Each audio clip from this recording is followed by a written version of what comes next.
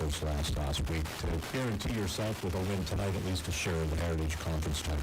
Yeah, I mean, both lines played well. I mean, football really isn't that intricate. Like, if you don't block or tackle or play the D-line or, play the O-line the way you're supposed to, it's pretty hard to be successful. So we got pressure on Marion Center's quarterback, only sending 4, and our line handled their D-line on that long and got the second one linebacker. So with those two things happening, the skill guys are going to do pretty well because we have good skill guys, and the pressure on the Q and secondary holding their landmarks and doing what they were supposed to, we were able to get a couple picks also. Coach, Northern Cambria in town tonight. They have some injuries too. They've had kind of an uneven season up and down, but they do have some athletes that present challenges.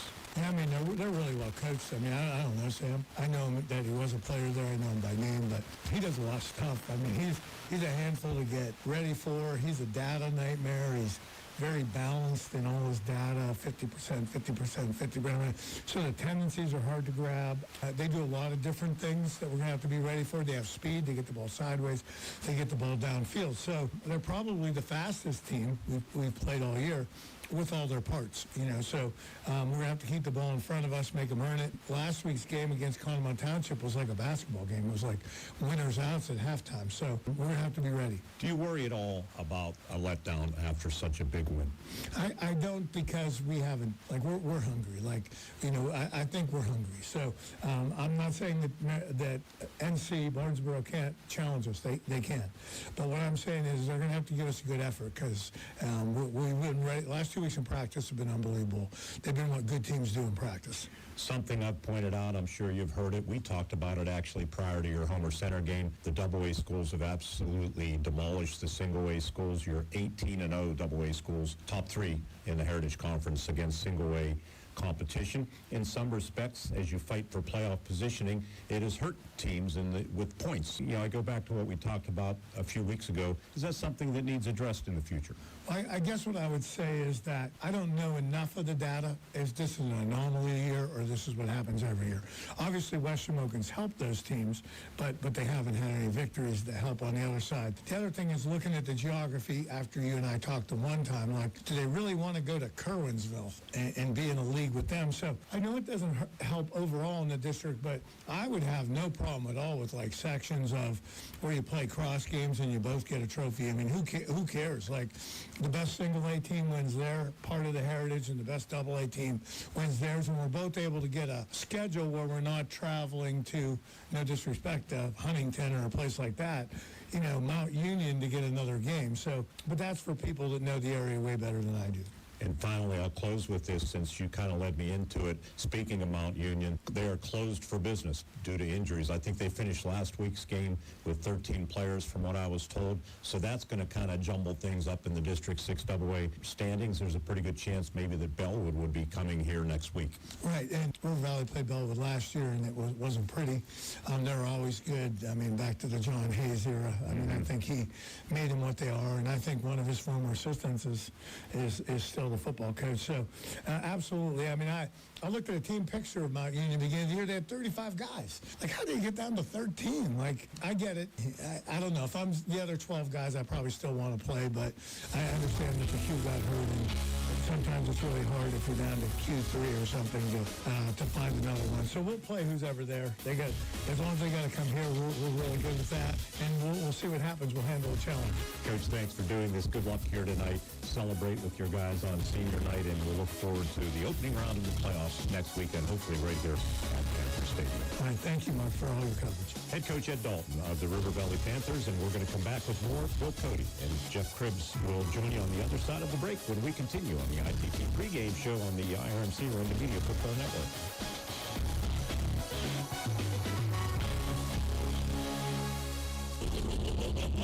Chicago savings are here at 5-star Mitsubishi Altoona.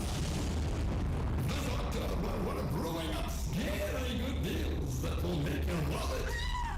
Save up to 10 grand on your new Mitsubishi and available 0% APR up to 60 months. All new Mitsubishi models. Every new Mitsubishi carries the best 10-year, 100,000-mile powertrain limited warranty. On the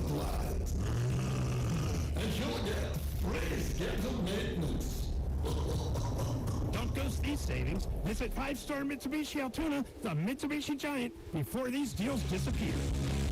5-Star Mitsubishi Altoona doesn't get better than this. See dealer for current deals and exclusions. People say I'm too serious. Those funny ads for car insurance do nothing for me. I like Erie Insurance. It's seriously good. A great rate, legendary service, accident forgiveness. Not one, but 8 reasons to switch. Woohoo! See, I can get as excited as the next guy. Your local Erie Insurance agent in Indiana is Mark Phoebus at the Meckling Insurance Agency. Get a quote at 724-465-4261. At Grand Beginnings Children's Center, their focus is on growing and teaching children to be the best they can be. They know children need education, inclusion, and safety. Grand Beginnings has a mission to provide a warm and nurturing environment in which each child can grow physically, emotionally, socially, intellectually, and spiritually. Grand Beginnings Children's Center with 2 locations in Indiana, teaching children to shine since 1991. Call 724-463-1819. Find them at grandbeginnings.net. Worried about breaking your piggy bank trying to pay for higher education? At Marion Center Bank, they've partnered with the Pennsylvania Higher Education Assistance Agency to bring you the PA Forward Student Loan Program. Low fixed interest rates, flexible repayment options, and no prepayment penalties. You can focus on your studies without the financial stress. Call or visit any of their 7 local branches to learn more. They are here to keep your piggy bank safe. Marion Center Bank, moving forward with higher education. Member FDIC, equal housing lender. To be a champion, you need to have teamwork, great skills, good conditioning, and above all, you need to stay healthy. But if injury occurs, you need a team of specialists that can get you back in the game. Indiana Total Therapy has been helping area athletes for years. Indiana Total Therapy, with 3 locations, IRMC at Chestnut Ridge in Blairsville, Shelley Drive in Indiana, and at the Human Motion Institute on the campus of IRMC. ITT, the best in our field, and voted Best Physical Therapy in the Best of Indiana County contest.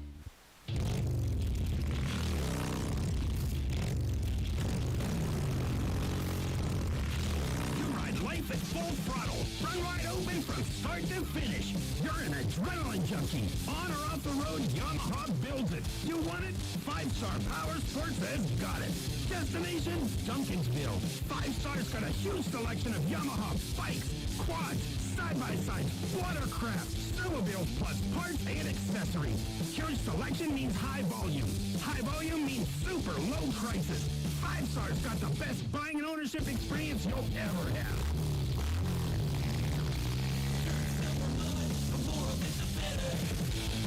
There's only one way to ride. When it's adrenaline time. 5-Star Power Sports. You were born ready for this. Always protect the environment. Wear your seatbelt, helmet, eye protection, protective clothing, read the owner's manual and the product warning labels before operation. Stuck in a job that's not right for you? Change it at Indiana County Technology Center. ICTC offers hands-on training for in-demand careers. Many programs take just months, not years. It's close to home, just 2 miles outside of Atlanta, with financial aid available to those who qualify. Choose from healthcare, CDL, welding, IT, HVAC, cosmetology, and more. Learn more at ictc.edu. Indiana County Technology Center. Training adults for real jobs fast. Cat Country 106.3. Welcome back inside the S&T Bank broadcast booth. S&T Bank People Forward Banking. You're listening to the Indiana Total Therapy pregame show. And as we get ready to get set for kickoff here tonight on senior night, let's go over the starting lineups. They're provided to you by the Indiana County Technology Center, providing the necessary tools to jumpstart your future. Visit their website at ictc.edu. As we know, River Valley lines up with their quarterback, Max Perschetti. Fullback Brody Hutter. We hear a lot from the running backs, and that includes Jake Woodring, Hunter Adair as well.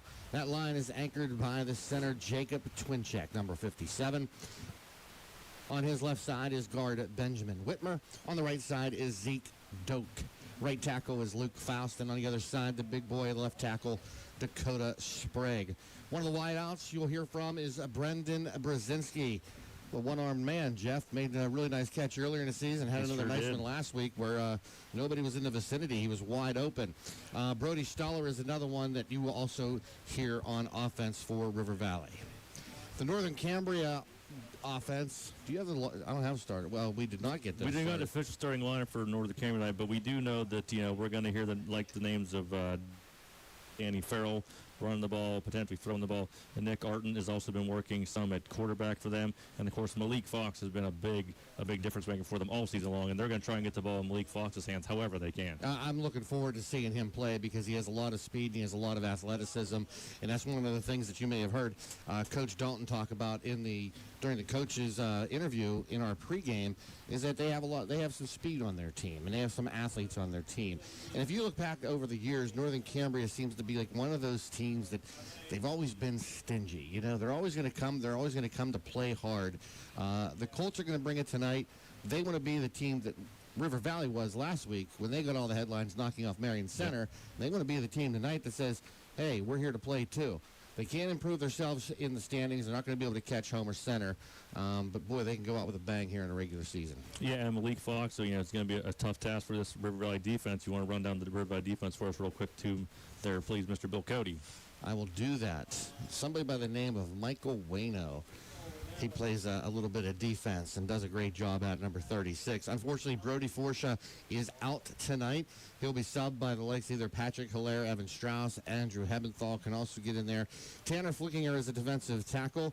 Ahijah Kremakbar is also in there. Very good. Week 10, Bill Bill got Ahijah Kremakbar's name right. Very good, Bill. I get a cookie. And shut up, Jeff. Brady Kaufman is a linebacker. Hayden Haight. Or Height. Haight. They still say it's Haight. Yeah, Okay. I got it confirmed. It is Hayden Haight from the horse's mouth. Hayden Haight. And Brody Hutter is also a linebacker. Their secondary has Lucas Kishlock, who had a really nice game in the secondary last week, by the way. Max Perschetti, Jake Woodring got all the attention because he had 2 interceptions, and Brody Stuller.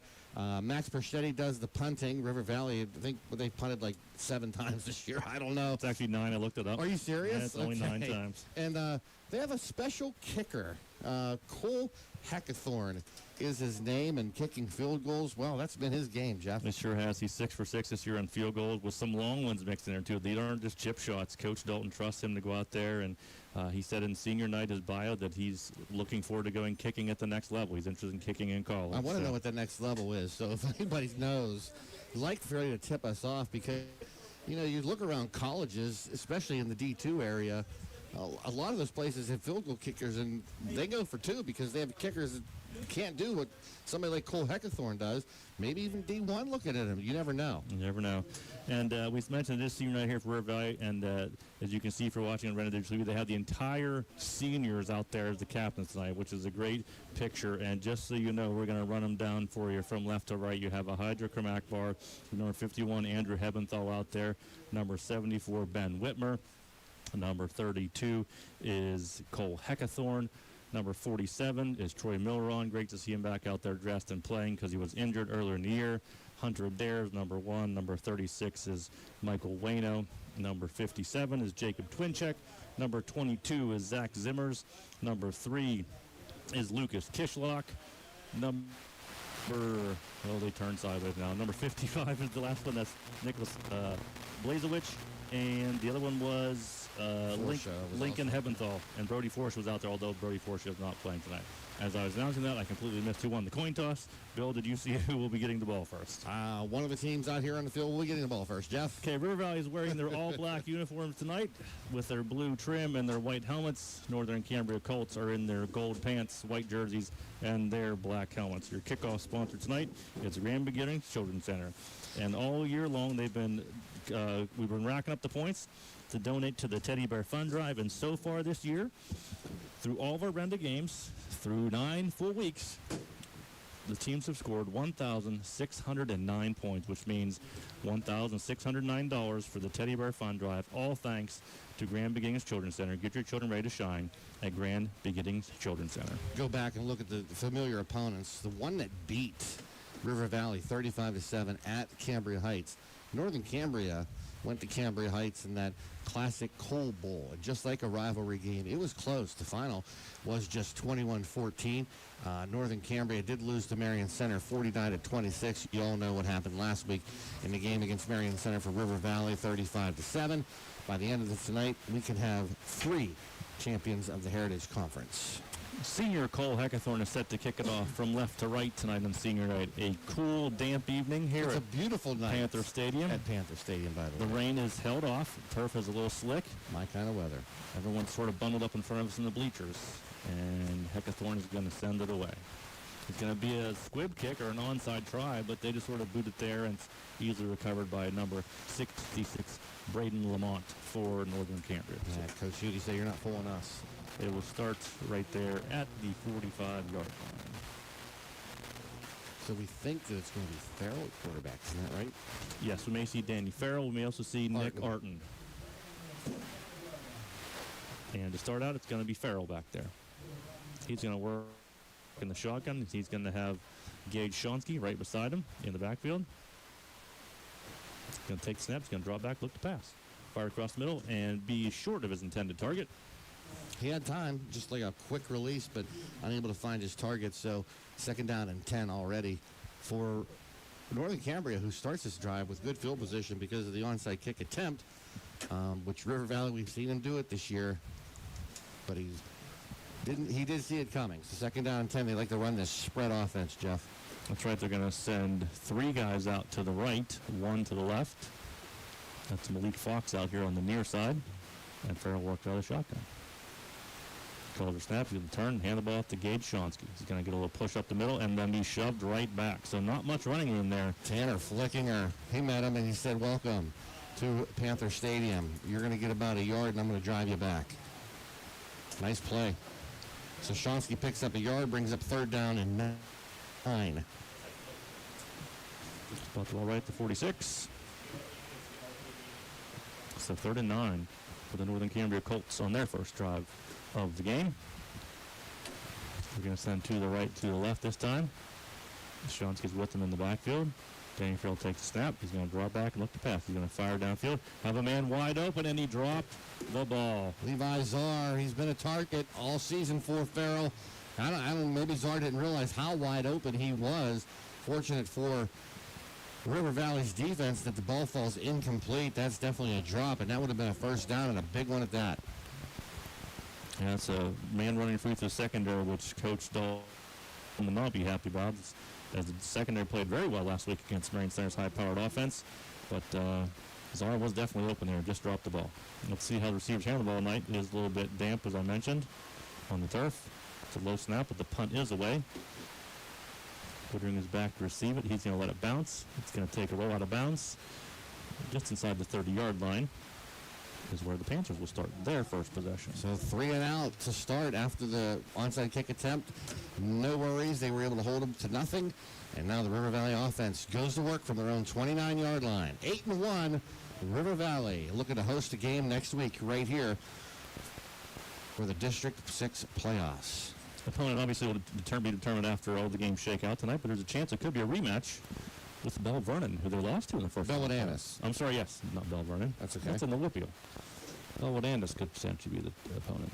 So Perchetti will start on the center. He's going to turn on the end round. Here comes Jake Woodring. Find some good running room up the middle. 5-yard pickup. Jake Woodring was the Renda Media's Player of the Week for his performance last week against the Marion Center Stingers. 2 interceptions, over 100 yards rushing, and a touchdown. And you got to see him before the game tonight, Jeff. So they are going to send Brzezinski out wide to the left of the formation. Everybody else in tight behind Perchetti. Sends Woodring in motion. He's going to turn and hand the ball off to him. No running room there this time. Number 56, Brady Hoover, met him in the backfield. Just came off his block. That's what he did. That's what you're taught to do on that defense, and a very rare pushback for a loss on the play of 2 yards. So it'll bring up a 3rd down for River Valley. They place the ball right at the 32-yard line. Wow. 3rd and 7.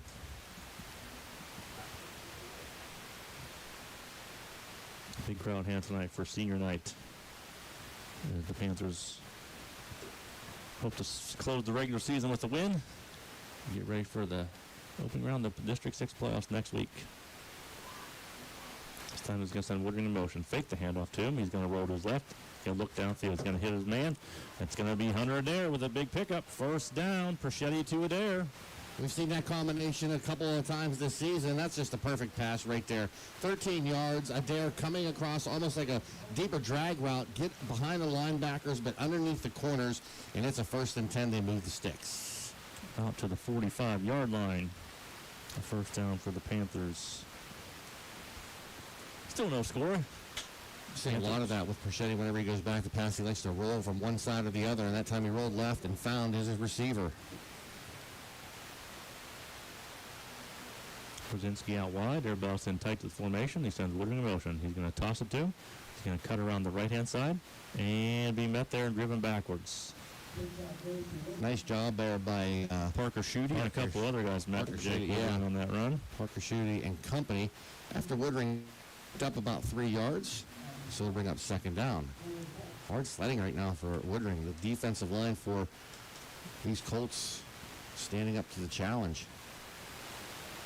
Ball marked at the 48-yard line on a 2nd down for River Valley. Coach Schutte did mention in his pregame interview, I should say, that they don't have the size to match up to River Valley. Few teams do, but they've been able to get the job done so far this year, coming in the game with a record of 4-5 as they look to go on to the single-A playoffs next week. This time it's going to be handoff up the middle to Brody Hutter. Good push there by the River Valley line. Hutter for a 1st down. 9 yards on the pickup for Hutter. He'll move the sticks, and the drive continues. As they go into Colts territory now, they will spot that ball.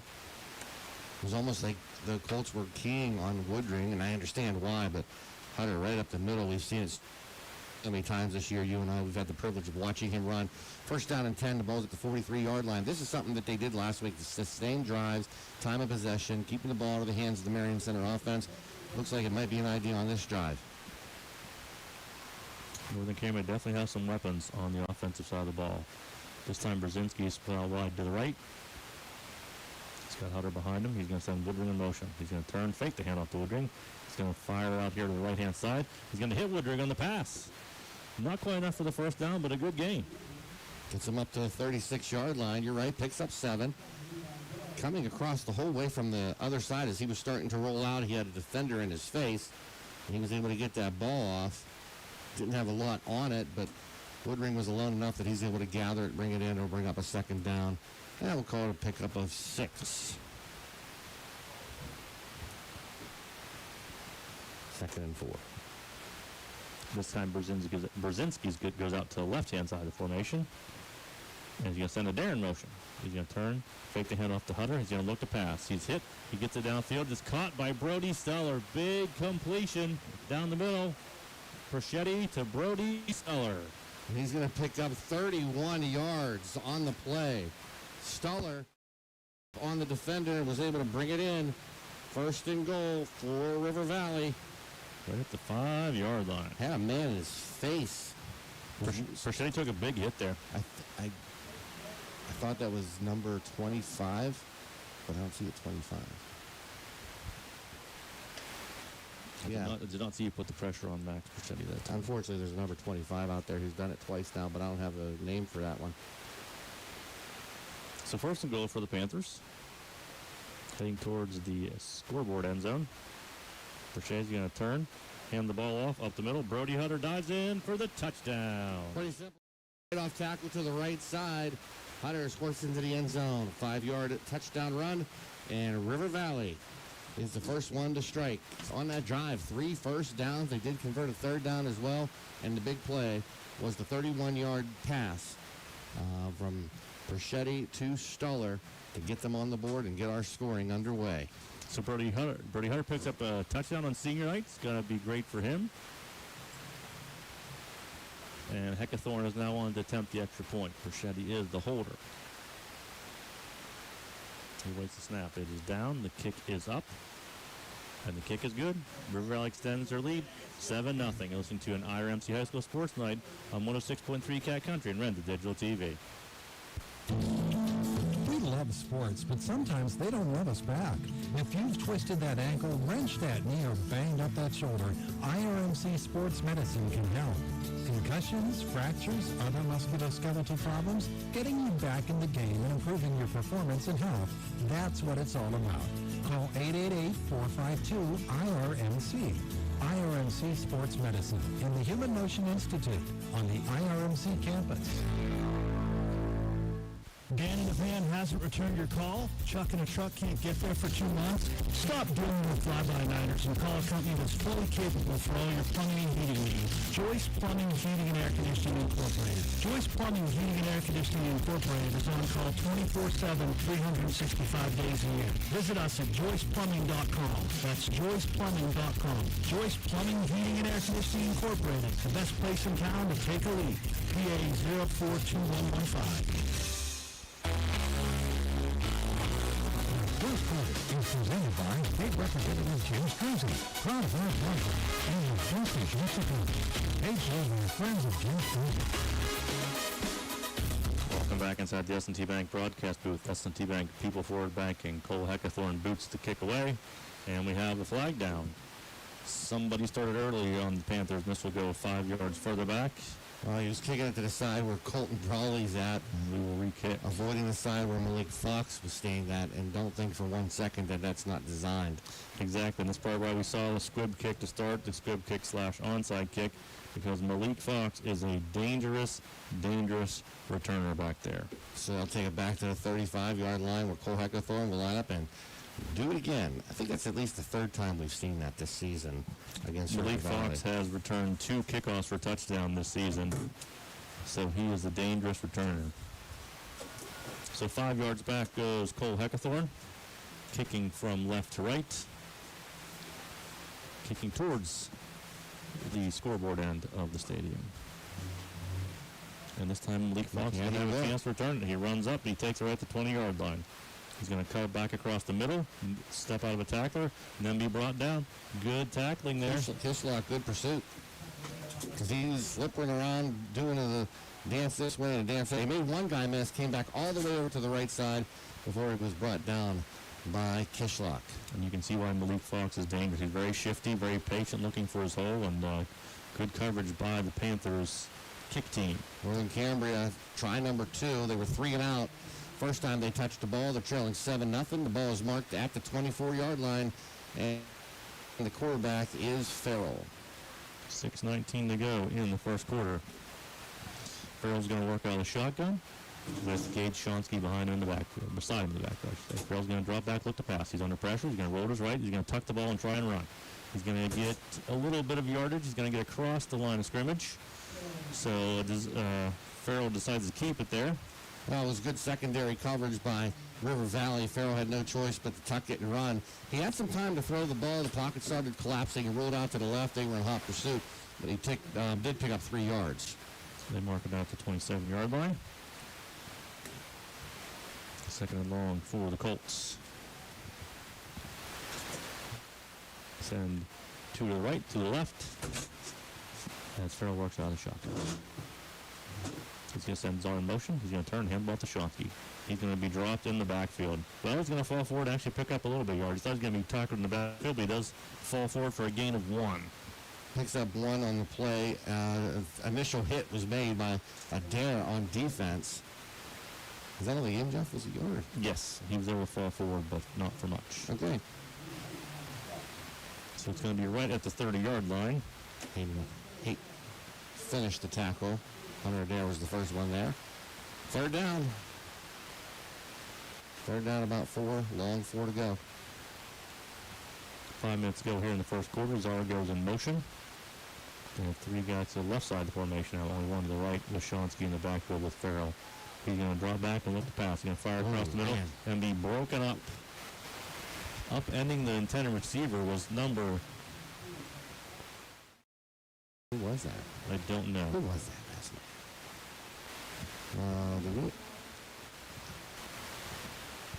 And we're going to have a timeout. Did you say timeout?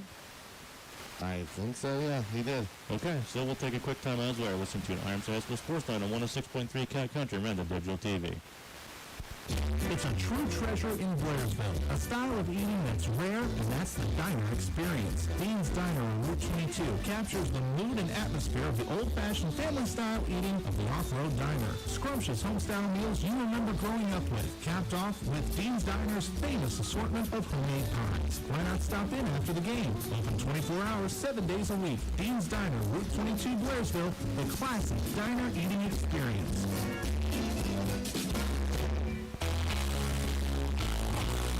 First Quarter is presented by State Representative James Cruzy, proud of our partner, and the Justice Yet to Come. Paid for by friends of James Cruzy. Inside the S&T Bank broadcast booth, S&T Bank People Forward Banking. River Valley Panthers lead the Northern Cambria Colts 7-0. After that incomplete pass, it's going to bring up a fourth down punting situation for the Colts.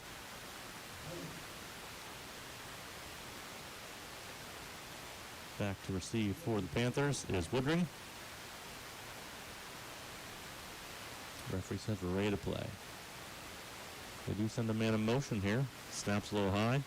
He's going to get the kickoff. It's going to be a very short kick. Oh, man. Very short. It's going to be kicked directly out of bounds, and it's not almost, it barely went to the first down marker. 5-yard punt. He got to the first down marker at least, but wow. Very short punt. The Panthers are going to have great field position for this drive. A 5-yard punt, totally just shanked it.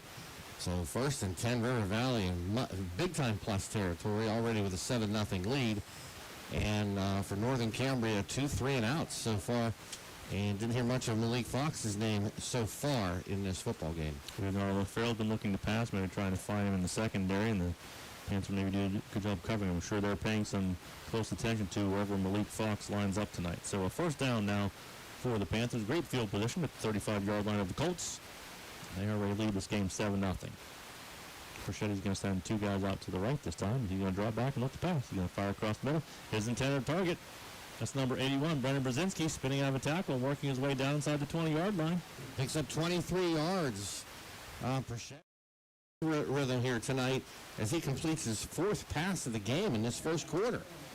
And I wondered coming into the game, Bill, with the turf being damp and the ball being damp, how it would affect the throwing of the quarterbacks. And so far, no ill effects for either of them, really. Spots the ball at the 12-yard line. Big play. Just a real quick drop for Perchetti.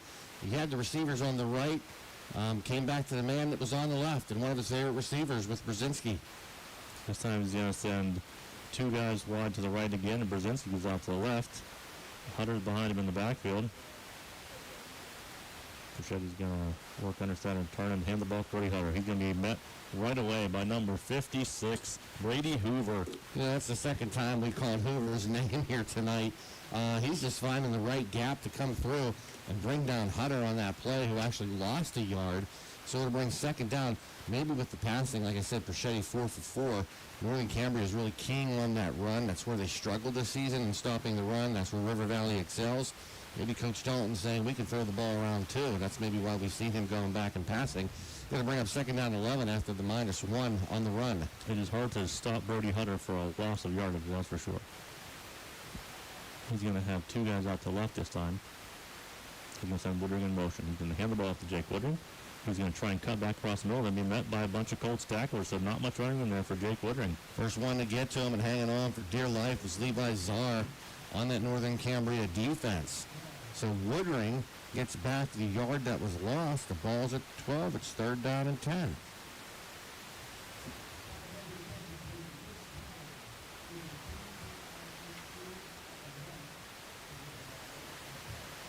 So 3rd down, they are 1 for 1 on 3rd down so far in this first quarter. Clock ticks under 3 minutes to go in the first quarter. River Valley leading 7-0 over the Northern Cambria Colts. Interesting play coming up. 3rd and 10. Perchetti's going to work under center. Send Woodring in motion. He's going to toss the ball to Woodring. Here's the reverse handoff to Hunter Dare, and the Colts sniffed that out. He's going to be dropped for a loss in the backfield. Great defense. They stayed in their gaps. They didn't fall for the fake. Tyler McCreary, he is a senior for Northern Cambria, and he's able to bring down a Dare for what turns out to be a 4-yard loss. Takes it back to the 16-yard line. That's okay. Just bring in Cole Heckathorn and see what he can do. We've seen Cole Heckathorn kick field goals longer than this. And they're going to spot this one. They go for it. No, okay. Nope. Perchetti is looking for the mark. 33-yard field goal attempt. Yep, they're going to spot it right at the 23. So Cole Heckathorn on for his 7th field goal attempt of the year. Perchetti is the holder. The snap is good. The kick is up. And this kid's money. It is good. Heckathorn connects. River Valley extends their lead to 10-0. You're listening to an IRMT High School Sports Night with Cribs and Cody on Cat Country and Renda Digital TV. This is State Representative James Jersey. I want to wish all of our area players, fans, cheerleaders, coaches, families, and fans a successful, healthy, and rewarding football season. Commitment to excellence means dedication, determination, and above all, teamwork. Work hard, have fun, and enjoy all that life has to offer. Good luck, teams. Paid for by friends of James Jersey. Did you know that milk in the grocery store is one of the safest foods you can buy? Milk undergoes rigorous testing at the farm before it's transported and at the dairy processing facility to ensure milk is wholesome and safe. In fact, little handling is done to milk from the farm to your refrigerator. One of the few steps before it reaches your table is pasteurization, a simple heat-treated process that ensures the milk you buy is safe to drink. It does not reduce or alter any nutrients. Brought to you by the Allied Milk Producers. First Quarter is presented by State Representative James Jersey, proud of our partner, and the best is yet to come. Paid for by friends of James Jersey. Cole Heckathorn boots away. Malik Fox come up across the 20. He got a good return. Now down the 30. Flag flies. He's finally pushed out of bounds at the 40-yard line. Let's see what the flag is there, Mr. Real Cody. You know, after the third down run didn't amount to anything, and after the field goal by Heckathorn, Coach Dalton had a very spirited conversation with his offensive line. So not being able to run the ball, which is their bread and butter, not something that's sitting really good with Coach Dalton right now. A holding penalty on that kick return negates a nice return by Malik Fox. It'll put Northern Cambria all the way back at the 19. So instead of it being at the 39, they started their own 19, down 10-0, 1:27 to go in this first quarter. So the Colts will start with 2 to the left, 2 to the right. Danny Farrell's going to work on a shotgun, and he does have Gabe Shonsky lined up with him, sidecar to the right in the backfield. He's going to send Czar in motion. He's going to take the ball, going to keep it himself this time, and be swallowed up for no gain. And on the tackle, number 34 for River Valley, that is Evan Strauss, one of the guys that's subbing in tonight because of the injury to Forsha, but no gain on the play by Farrell. He's stopped. Second down and 10.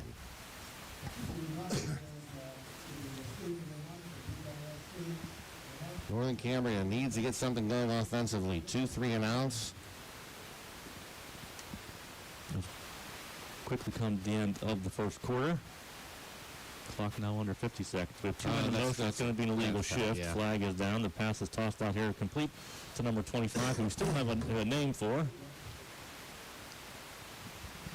But it's going to be for naught, as it was an illegal shift against the Colts. 2 guys moving. Yep. Easy. So that's their first infraction of the night. And that'll take it back 5 yards or bring up second down and 15. Might have to sneak over there to the PA announcer and find out if they told him who 25 was. We'll try and do that during our next commercial break. Take it back to the 14. Going the wrong way are the Colts. 0 for 2 on third down, 2 3-and-outs. Not a very good first quarter offensively for them. The clock will start as the official signals it, and we will have to run one more play in the first quarter. Farrell gets a snap. He's going to turn and fire it up to the right-hand side. It's caught over there with some running room coming across the sideline, up across the 30. Out of bounds finally past the 30-yard line. Malik Fox on the catch. 17 yards when it's all said and done, and a moving of the sticks. That's their first down of this quarter. As they spot the ball at the 33-yard line. So 15, that's like 18 yards. His first completion of the night went out of bounds.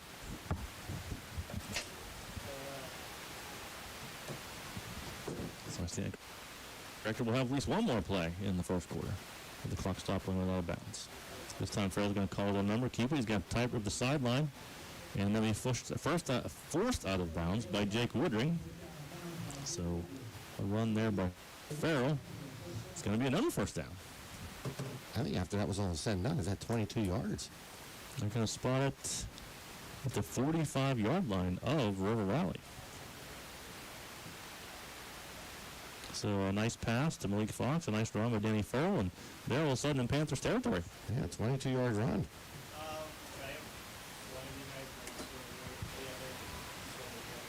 So to the left, to the right for the Colts. He's going to send Fox in motion. Farrell's going to draw back, look to pass. He's going to throw it right behind his intended target. It's number 7, Levi Czar.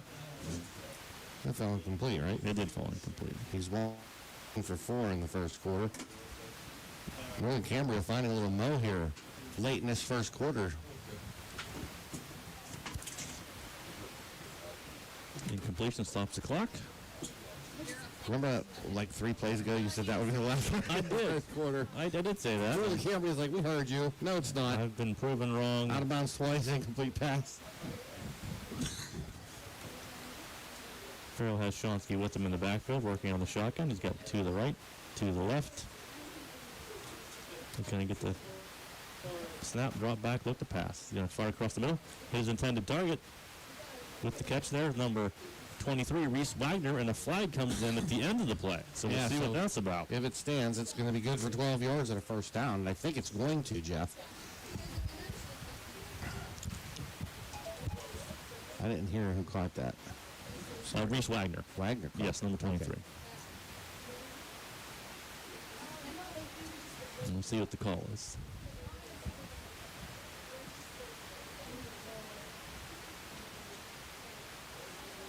It's going to be on the defense. It's going to be a personal foul. I believe they're going to call a late hit on that completion. Well, that's going to take the ball from the 33-ish to the 18.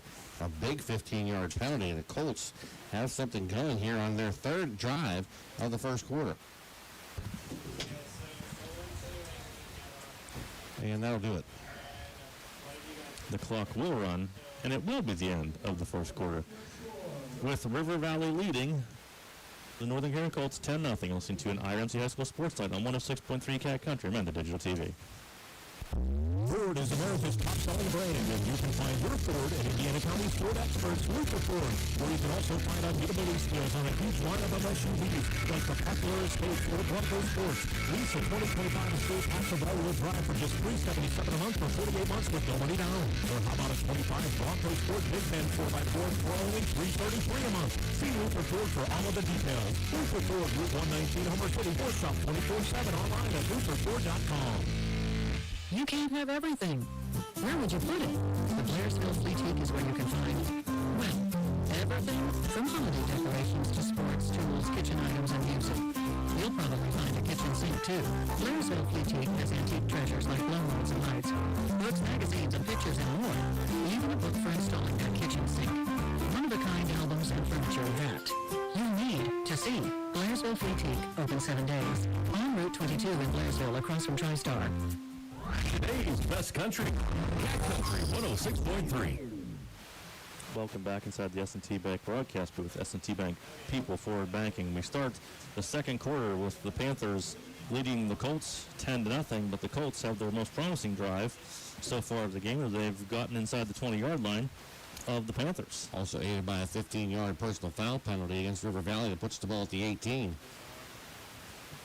So he's going to send 3 guys out the left of the side. He's going to be by himself in the backfield. Danny Farrell sends Czar in motion. He's going to fake the handoff too, keep himself, and be thrown down by a Hydra from Akbar after a short gain on the play. Yeah, he wrapped him up, threw him down to the ground, maybe a pick-up of a yard. Actually 0 on that, Jeff. Okay, so no gain. Farrell's fourth run, he did the fake to one of the backs coming across in motion. I think that was Williams, number 7. 7 is Czar, Levi Czar. I'm sorry, this is Levi Czar. I was looking at the wrong team. So 2nd and 10 for the Colts. They go 2 right, 2 left. And Czar's with him in the backfield this time. Now this time it's going to be number 17. That was Nick Arden working out a quarterback. Incomplete there for him. Yeah, he's lucky that ball was a forward pass. Because it bounced right off the receiver's hands. Yeah, so good job by River Valley Awareness to make sure they grab that ball just in case it'll bring up a 3rd down. So Arden goes back to the sideline. We have a timeout. And we're going to have a timeout called by River Valley. Listening to an IRMC High School Sports Night with Cribs and Cody on Cat Country and Rent the Digital TV.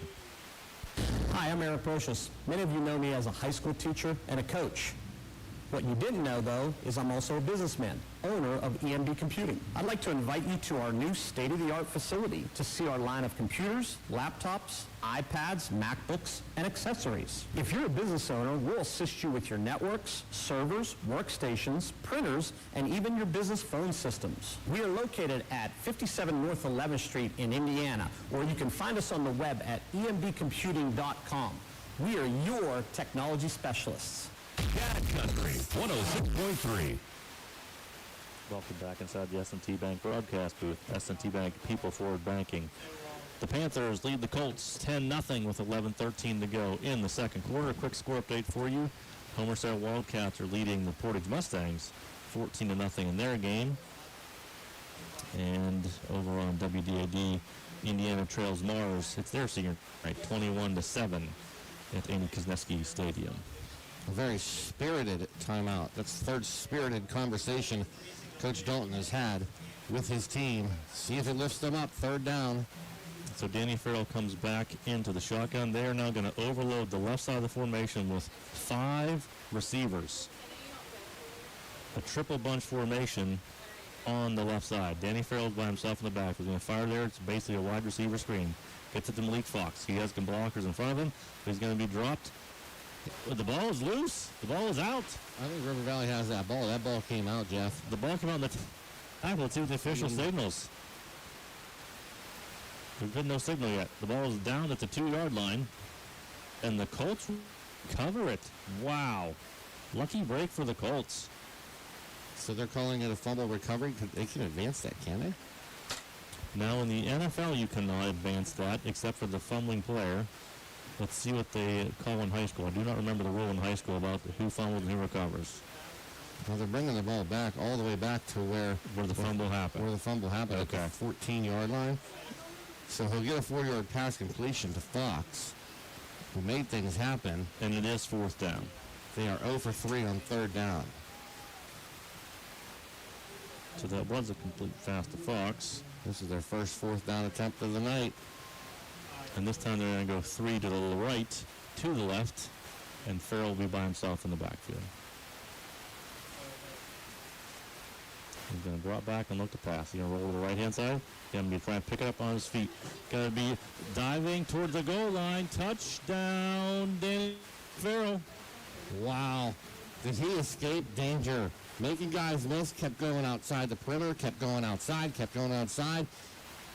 Was able to get into the house. And Northern Cambria with an impressive drive, getting into the end zone and cutting the lead from 10-0 to 10-6. Nice drive. Northern Cambria totally flipped the script. They went 2 and out. They went 2 3 and outs. And all of a sudden, a nice long drive that started at the end of the first quarter and concludes here with a touchdown run by Farrell. So the Colts are on the board. Number 19, Zachary Cavalo out there for the attempt an extra point. Danny Farrell is the holder. Snaps a little high. He gets it down. The kick is up. And that kick is good. So the Colts cut into the lead. It's now 10-7 River Valley. You're listening to an IRMC High School Sports Night on 106.3 Cat Country and Rent the Digital TV. We love sports, but sometimes they don't want us back. If you've twisted that ankle, wrenched that knee, or banged up that shoulder, IRMC Sports Medicine can help. Concussions, fractures, other musculoskeletal problems, getting you back in the game and improving your performance and health. That's what it's all about. Call 888-452-IRMC. IRMC Sports Medicine in the Human Motion Institute on the IRMC campus. Cat Country 106.3. Today's best country. Welcome back inside the S&T Bank broadcast booth. S&T Bank, people for banking. Your score is Panthers 10, Colts 7, after a nice drive put together by the Northern Cambria Colts. Really a surprise drive, too, because they were doing absolutely nothing. And then all of a sudden, I think River Valley's been doing great as far as their secondary defending the pass. They picked that up after last week. It was something that in the previous weeks, they're looking really good against the pass. Farrell just doing a little bit of running there and making it work. They got a fortunate fumble and able to convert a fourth down by getting a touchdown. The kick is taken by Nutman. He's going to fall on it right there. So they want to keep away from Jake Woodring, who's a dangerous returner. That ball was covered by Brody Hauser. I'm surprised. I picked up that ball and ran. It's your one moment to shine. Oh, yeah. Brody Hauser. He's a junior. Take away from the seniors on senior night. They marked the ball at the 32-yard line where River Valley will start. First and 10. So far tonight, they do have 4 first downs. And Preschetti, 4 for 4 passing tonight. Now the lead is 10-7. Looking for another drive.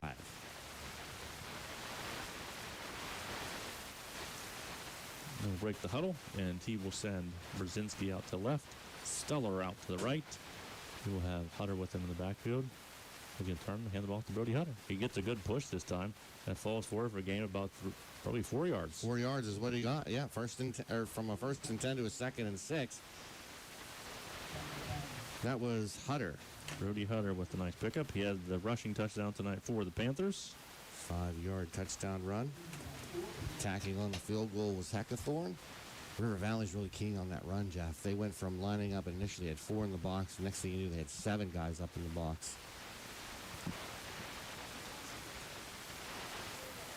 See, again, he sends there. one guy to each side of the formation.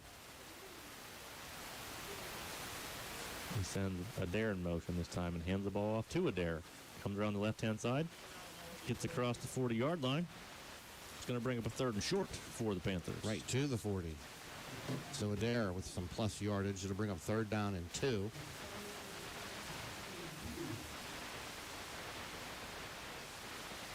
So with that, Adair erases his -4. So he's now at 2 rushes for 0 yards. So far in 3rd down tonight, River Valley's only had 2 attempts. They're 1 for 2 on 3rd down. Northern Cambria, really look at that, putting the men in the box, Jeff. River Valley had this formation all in tight as well. They're going to turn and hand the ball to Brody Hutter. And the big hole for Brody Hutter. Bye-bye. He's going to break away from and be gone for his 2nd touchdown of the night. Brody Hutter. Big hole for him and a touchdown for the Panthers. Wow, there's stack the box. Stack the box. He'll just go 60 yards, boom, right up the middle. That was impressive, Jeff. There was like 3 players that got hands on him. Once he got to that 2nd level, Brody Hutter's got some jets. Turned it on. For as big as Brody Hutter is, he has deceptive speed. He is a fast runner. That's his 2nd touchdown of the night. A big 60-yard run. That improves the score to 16-7 pending Nicole Heckathorn extra point. Wow. So Brody Hutter having himself a senior night so far. Preschetti's going to hold for the Heckathorn extra point. Snaps a little low. He gets it down. Heckathorn boots it, and it is good. The Panthers increased their lead to 17-0 over the Colts. You're listening to an Irons High School Sports Night on 106.3 Cat Country and Renda Digital TV. Grab your scrunchies and dust off your flannel. Back to 90s is coming to the KCAC Saturday, October 25th from 6 to 9:30 p.m.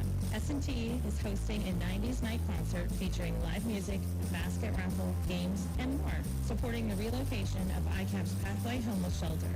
Purchase your tickets today through Eventbrite by searching Back to 90s. Every ticket sold benefits ICAP's support of families right here in our community. S&T Bank, member FDIC. Today's best country on Cat Country. Welcome back inside the S&T Bank broadcast booth. S&T Bank, people forward banking. The Panthers lead the Colts 17-7 after the Colts get their first touchdown. The Panthers come right back, answer with a Brody Hutter 60-yard touchdown run. Only took him 3 plays to cover 68 yards, and Brody Hutter has his 2nd touchdown of the night. Maybe that conversation that the coach had with the offensive line after the last drive resulted in a field goal because they stuck with the running game, 3 running plays, and ended with the 60-yard scamper. And we'll see if they attempt to kick it away from Malik Fox again. Heckathorn boots it deep. And this time it's going to be Fox inside the 10-yard line. He's going to come up across the middle, cut across the out-hand side. He's giving ground and is dropped. That's number 3, Lucas Kishlock, with great coverage on the special teams. Stay on him. Keep your eyes, like when you're defending somebody in basketball, you always keep your eyes on his belly. Which way is he going to go? You're not going to juke me out. Corral him. And not too many people have been able to stop Malik Fox on special teams, but so far tonight, not bad by River Valley special teams. He kept giving ground, and Kishlock had him hemmed in and dropped him. They're going to put that ball at a, let's see, now the 8-yard line. Wow. 9:11 to go in the second quarter. Northern Cambria looking to get out of the shadow of their own goalpost. Their last drive, their best drive of the night. Danny Farrell works out a shotgun. He's going to turn handball off to Gage Shonsky right up the middle. He's going to be met there and dropped by Evan Strauss. Evan Strauss sort of jumped on his back and just pulled him down. Yeah, you're not going anywhere. It just stopped him for no gain. Evan Strauss playing for the injured Brody Forsher tonight, who was dinged up in the Stingers game last week and unable to go tonight. Unfortunately, he's missing senior night. We hope to have him back for the playoffs next week. A second, well, that was no gain on that play. So 2nd and 10 for the Colts. Farrell sends to the right, to the left. And he's in the shotgun. He's going to take it and just run it himself this time. He's going to be dropped for another loss. Good penetration there by the Panthers defense. Looked like that was number 67 on the tackle. I don't have a 67. I didn't see 67. Oh, you know what? That may be Brady Kaufman. Brady Kaufman. Yeah. I asked Coach Dalton, I said, why does Brady keep changing his number? He goes, well, he keeps losing his jersey. So, are you serious? Yeah, he went from 64 to 63, and now he's wearing 67. I don't know. Maybe he played well last week at Marion Center. That's why he wore it last week, because he forgot his regular number jersey. Maybe he played last week and he played well, so he just wants to keep wearing it. But 67 is Brady Kaufman. So 3rd down now for the Colts. Farrell's going to drop back and look to pass. He's going to his receiver out there. He's going to cut back across the middle. Wow. And be dropped for very little gain. That was 34 coming back to make that play. Evan Strauss once again. That was Colton Brawley on the reception. But it is going to be enough for a first down as he gets up to the 19-yard line. Who on the reception, Jeff? That was number 11, Colton Brawley. So they give enough for the first down at the 19-yard line. Their first 3rd down conversion of the night. They're 1 for 4. It's their 3rd first down as they get out from under the shadows. They're up to the 19. And this time, Arton is in the backfield at the quarterback. He's going to drop back, look to pass. He's going to fire it out to Farrell. Complete. And he's going to have some good yardage gained. Yeah, 11 yards and a first down. So this time, Arton to Farrell on the connection. Mixing it up a little bit. That's one thing the coach Dalton said this team would have to be ready for. He said the Colts can attack you many different ways. Seen 2 different quarterbacks do it so far. Including the quarterback getting a reception. Moving the sticks. 1st and 10. Ball at the, we'll call it the 31. Arton is still in the backfield. Takes the shotgun snap. He's going to be pressured, and we have a whistle. So it's a no snap, so it's going to be a procedure. Or who are they pointing towards? Maybe he was pointing to the player. It's a false start on the offense, so no play there. Yeah, he called that on Hunter Stewart, number 23. The Colts will go backwards. Now you're talking about number 23, Reese Wagner. For the Colts. Yes, 5 yards, so their second penalty of this first half for a total of 10 yards. Trailing 17-7. You don't want to shoot yourself in the foot, and that's what those 5-yard pre-snap penalties will do. So 1st and 15. And Arton is still in the backfield. Gets the shotgun snap. He's going to look to pass. He's going to fire across the middle.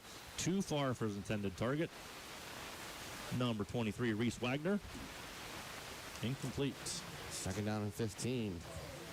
He didn't have much pressure on him, but he looked like he was in a hurry to get rid of the ball, and it wasn't really close to the intended receiver, Stewart. Stewart had some room. I'm sorry, Reese Wagner. I keep going back. I'm sorry, Reese Wagner was the intended receiver. So now 2nd and 15 after the incompletion. And Arton is still the quarterback with beside him. He sends Farrell in motion this time. He's going to look to pass. He's going to fire it out there. He's going to hit Malik Fox. Malik Fox is speedy, shifty. He cuts back, almost breaks a tackle, and gets across the 35-yard line. Not quite to the 40. Picks up 7. So Arton again in the quarterback position. He finds Fox. Fox's third reception of this first half. He has 3 receptions for 29 yards. It is short of the first down. It's third down and a long 2.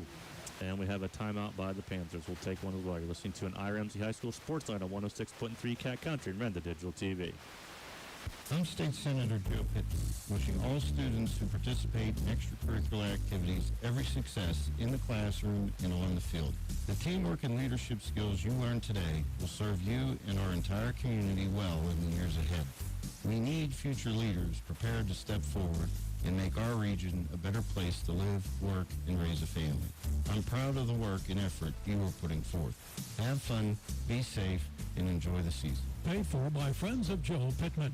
Cat Country 106.3. The S&T Bank broadcast booth. S&T Bank people forward banking. The Panthers lead the Colts 17-7 with 5:53 to go until halftime. The Colts have a nice drive going. They've worked the ball out from their own 8-yard line. Upcoming is the 7th play of this drive as they're going to try and convert a 3rd and short. And Coach Dalton wanted to try and get his secondary aligned because we've seen Nick Arton have some success passing. Yeah, 2 different quarterbacks that they have to get set for. I think this is a big third down play for the Northern Cambria offense because should they not get it and choose to punt, River Valley can go on a drive, get some points, and then they get the ball to start the second half. Northern Cambria wants to keep the ball here, no doubt about it.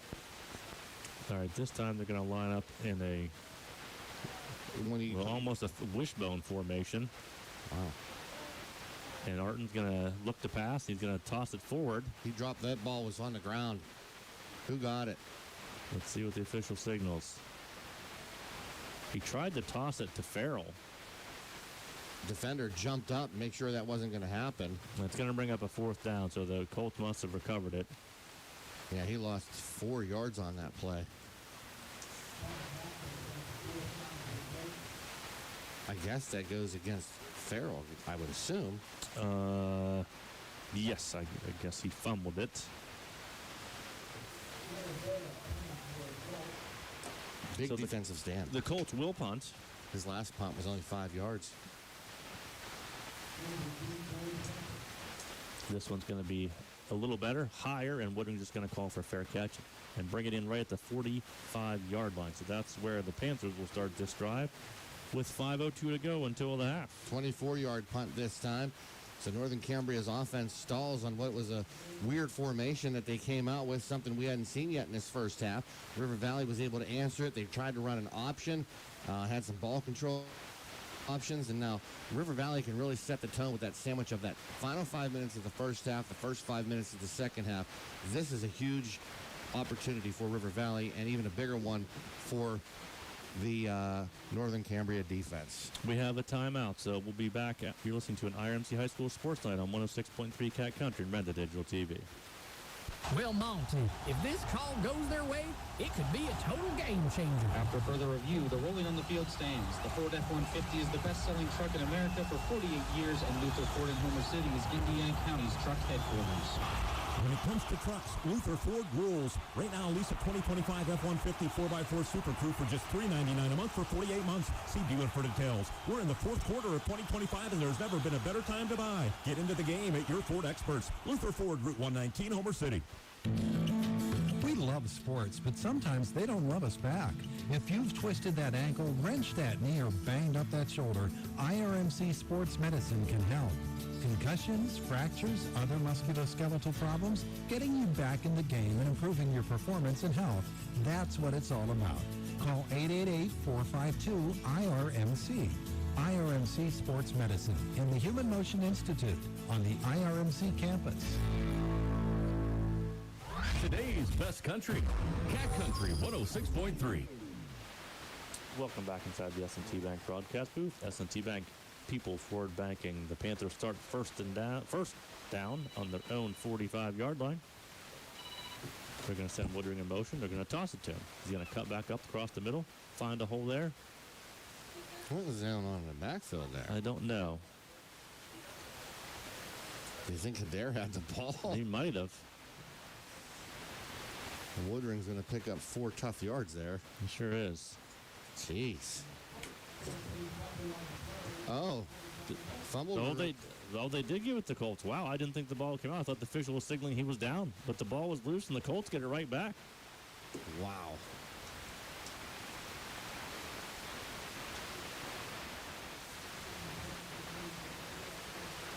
Did not know that even happened. I saw the official signaling, but I thought he was signaling he was down. He was pointing to the ground. So break for Northern Cambria. The ball at the 49-yard line. They're in plus territory. So let's see if the Colts can capitalize on this mistake. This time Farrell is now back at the quarterback position, working out of the shotgun. He's going to look to pass. He's going to fire it over there and hit Czar for a first down. Well, not quite a first down. He's going to be dropped just short. So Farrell to Czar on that completion. And 9 yards. Interesting stat. 1, 2, 3, 4, 5 different receivers, I believe. Maybe not. Yeah, 5. That's Czar's first catch. Those quick stats are brought to you by First Commonwealth Bank. Time to be first. Farrell has thrown 8 times. He's completed 5 of 8. Second and short for the Colts. They send 3 guys to the right, 2 to the left of formation. As Farrell works out of the shotgun, he's going to send Czar in motion. He's going to fake the handoff to him and keep himself around the middle and have enough for the first down, but then be dropped there shortly after. Hilaire had the initial hit, but couldn't stop him from falling forward, getting to the 38-yard line and picking up a first down. So Farrell decides to call his own number and move the sticks to 5th first down of the first half for the Northern Cambria Colts.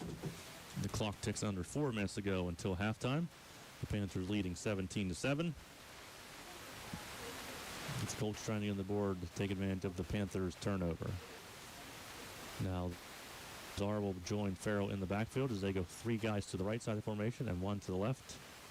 He's going to turn his hand the ball off to Czar, and he's going to be met immediately by number 54, Hayden Haight, and number 90, Ahijah Krimakbar. Wow. No running room there.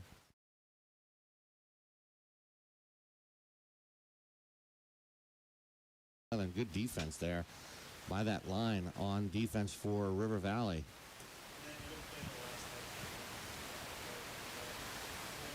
Akbar and then others. Farrell works out of the shotgun again. 3 to the right, 2 to the left. He's going to look to pass. He's going to fire out to the left-hand side. Hit a man over there. That's going to be Malik Fox. Nope, I'm sorry, it's not Malik Fox. It's number 25, who we don't have on our roster. Picks up 4 yards on the pass. Yep, they're going to spot the ball at the 36-yard line. 3rd and 8 for the Colts. 1 for 5 on 3rd downs in this first half. Farrell's going to work out of the shotgun. He's going to send Czar in motion. He's going to hand the ball off to Czar. He's going to look for Ringman across the right-hand side. He's going to be dragged down short of the first down marker. He'll pick up 2 yards. Man, you had 2 players from River Valley. I missed their numbers. They kind of ran right by him. And he could have had him in the backfield if they just would have stretched out their arms. But a failure on 3rd down again, so 1 for 6 on 3rd down. They're 1 for 1 on 4th down. That 4th down play was a touchdown earlier in this quarter. So they have the ball at the 32-yard line, and they're facing a 4th and 4. Clock takes under 2 minutes to go. And they're going to send 3 guys out to the right side of the formation. Danny Farrell's going to work out a shotgun. Oh, they got him to jump exactly what they Although wanted. the Colts player started early, let's see who they end up calling this on. The 1 Colt receiver took off on the hard count. We'll see who they give the penalty to.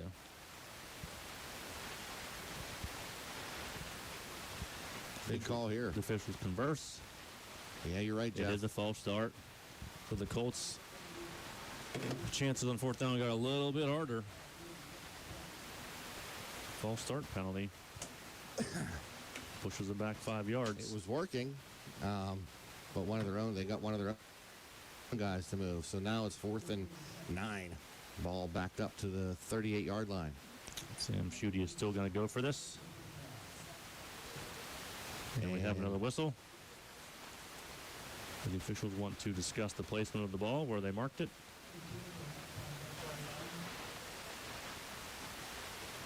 They're making sure they've actually gone back 5 yards.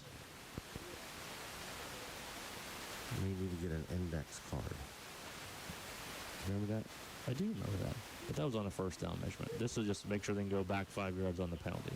Well, it was 4th and 4 and 4th and 9, so should be fairly easy to count. Official timeout.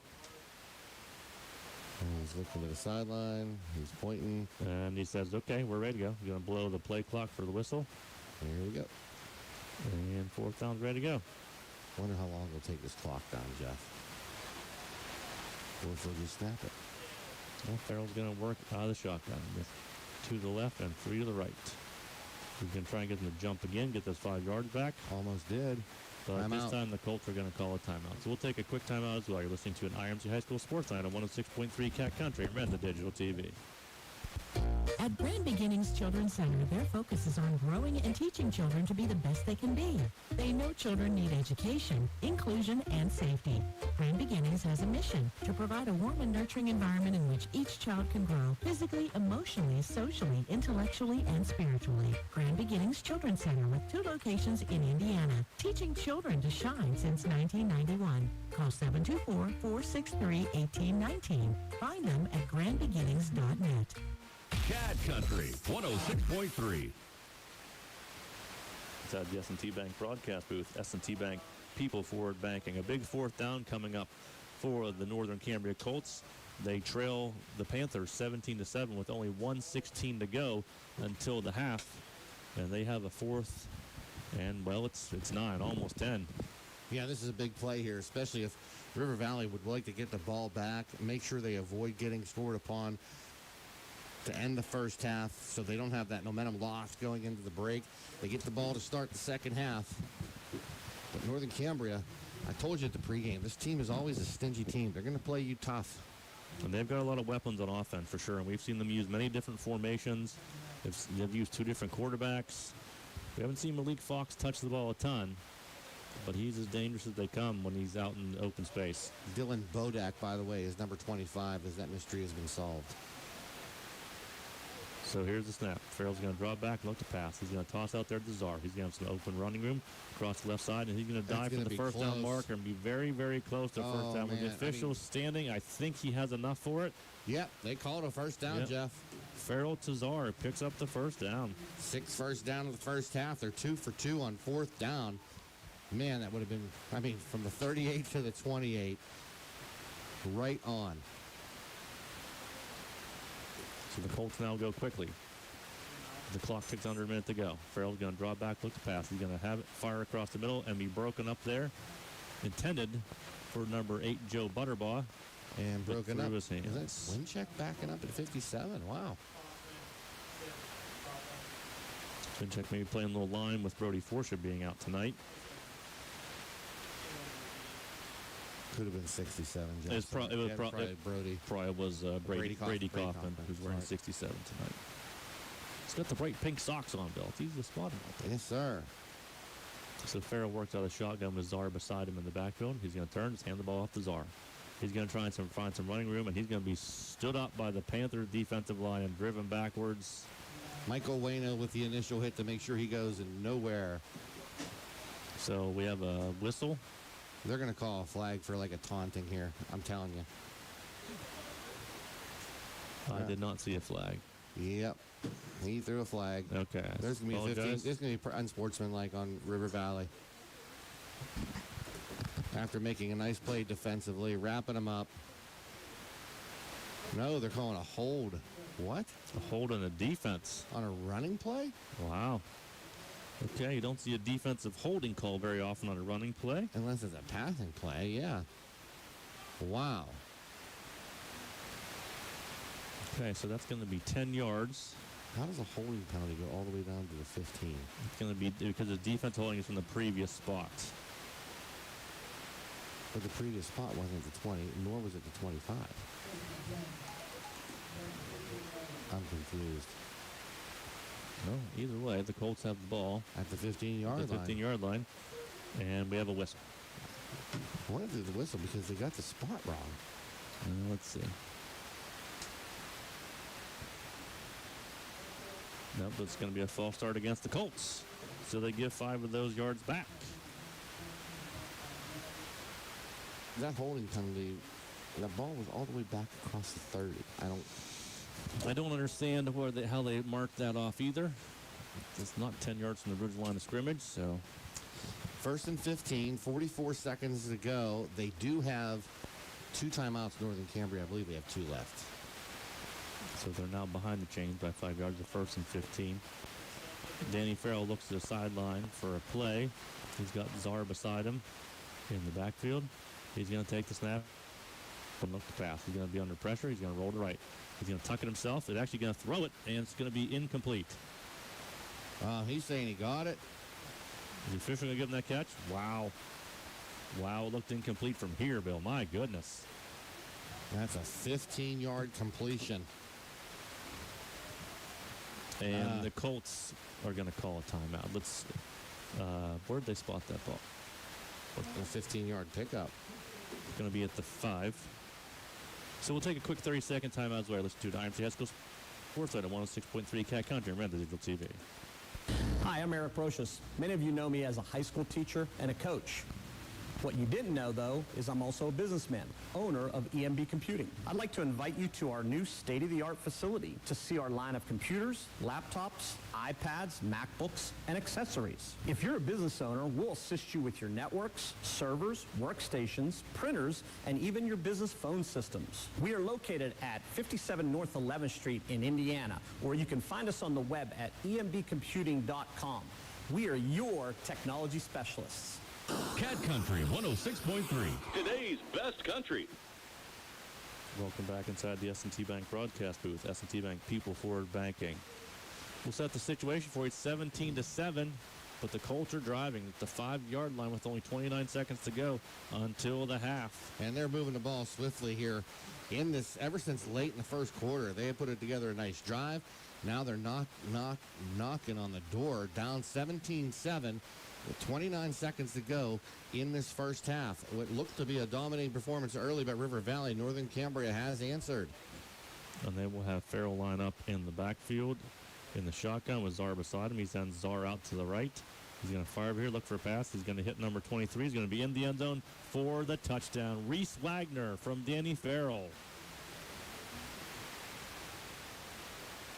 Everyone was going to the left where the receiver in motion. Czar was going. Comes back to find Wagner, who has his second catch of the game for total 17 yards. That was a 5-yard touchdown pass. So they cut into the lead with Zachary Cavello on to attempt the extra point. I had a feeling this was going to be a tight game. Farrell will hold. Snaps a little high, but he gets it down. The kick is up. And that kick is good. So they cut into the lead. It's now 17-14. The Panthers lead. Listening to an IMC High School Sports Night on 106.3 Cat Country and Renda Digital TV. All right, team, this is where it counts. In sports, just like in life, it takes dedication, teamwork, and vision to win. At Integrated Power Services, we believe in those same values. That's why we proudly support our local high schools, in the classroom, on the field, and on the court. Because building tomorrow's leaders means striving for excellence everywhere. Now get out there and show them what you've got. From your friends at IPS, here's to a winning season and a bright future. Integrated Power Services. Respond, rethink, resolve. Today's best country on Cat Country 106.3. Welcome back inside the S&T Bank broadcast booth. S&T Bank People Forward Banking. The Colts have made it a game here right before we get to halftime. It's 17-14 as they get set to kick off to the Panthers. The lone turnover so far in this first half has been a fumble by River Valley, and the Colts take complete advantage of it, and the pendulum has shifted big time here in this quarter. It's going to be kicked to an up man. It's going to be picked up. That's Michael Waino rumbling with the ball across the 30, the 35, the 40, and it gets out to the 45-yard line. Maybe changes the plan here of what River Valley was going to do. You have a kicker that can kick real well. The kickoff there goes to the up man. Michael Waino, of all people, to get that ball, bounces off a couple of people, as we've seen all season long. The ball's at the 47-yard line. I think River Valley has one timeout left. According to what I have, they have taken 2 timeouts. So see what happens here in the final 18 seconds, Jeff. Wow. So we'll see what the Panthers decide to do. Prochet's going to draw it back. He's going to look to pass. He's going to fire a screen pass to Brody Hutter. He's going to have a lot of running room. He's going to be dropped at the 40-yard line, and we'll see if they call their timeout or not.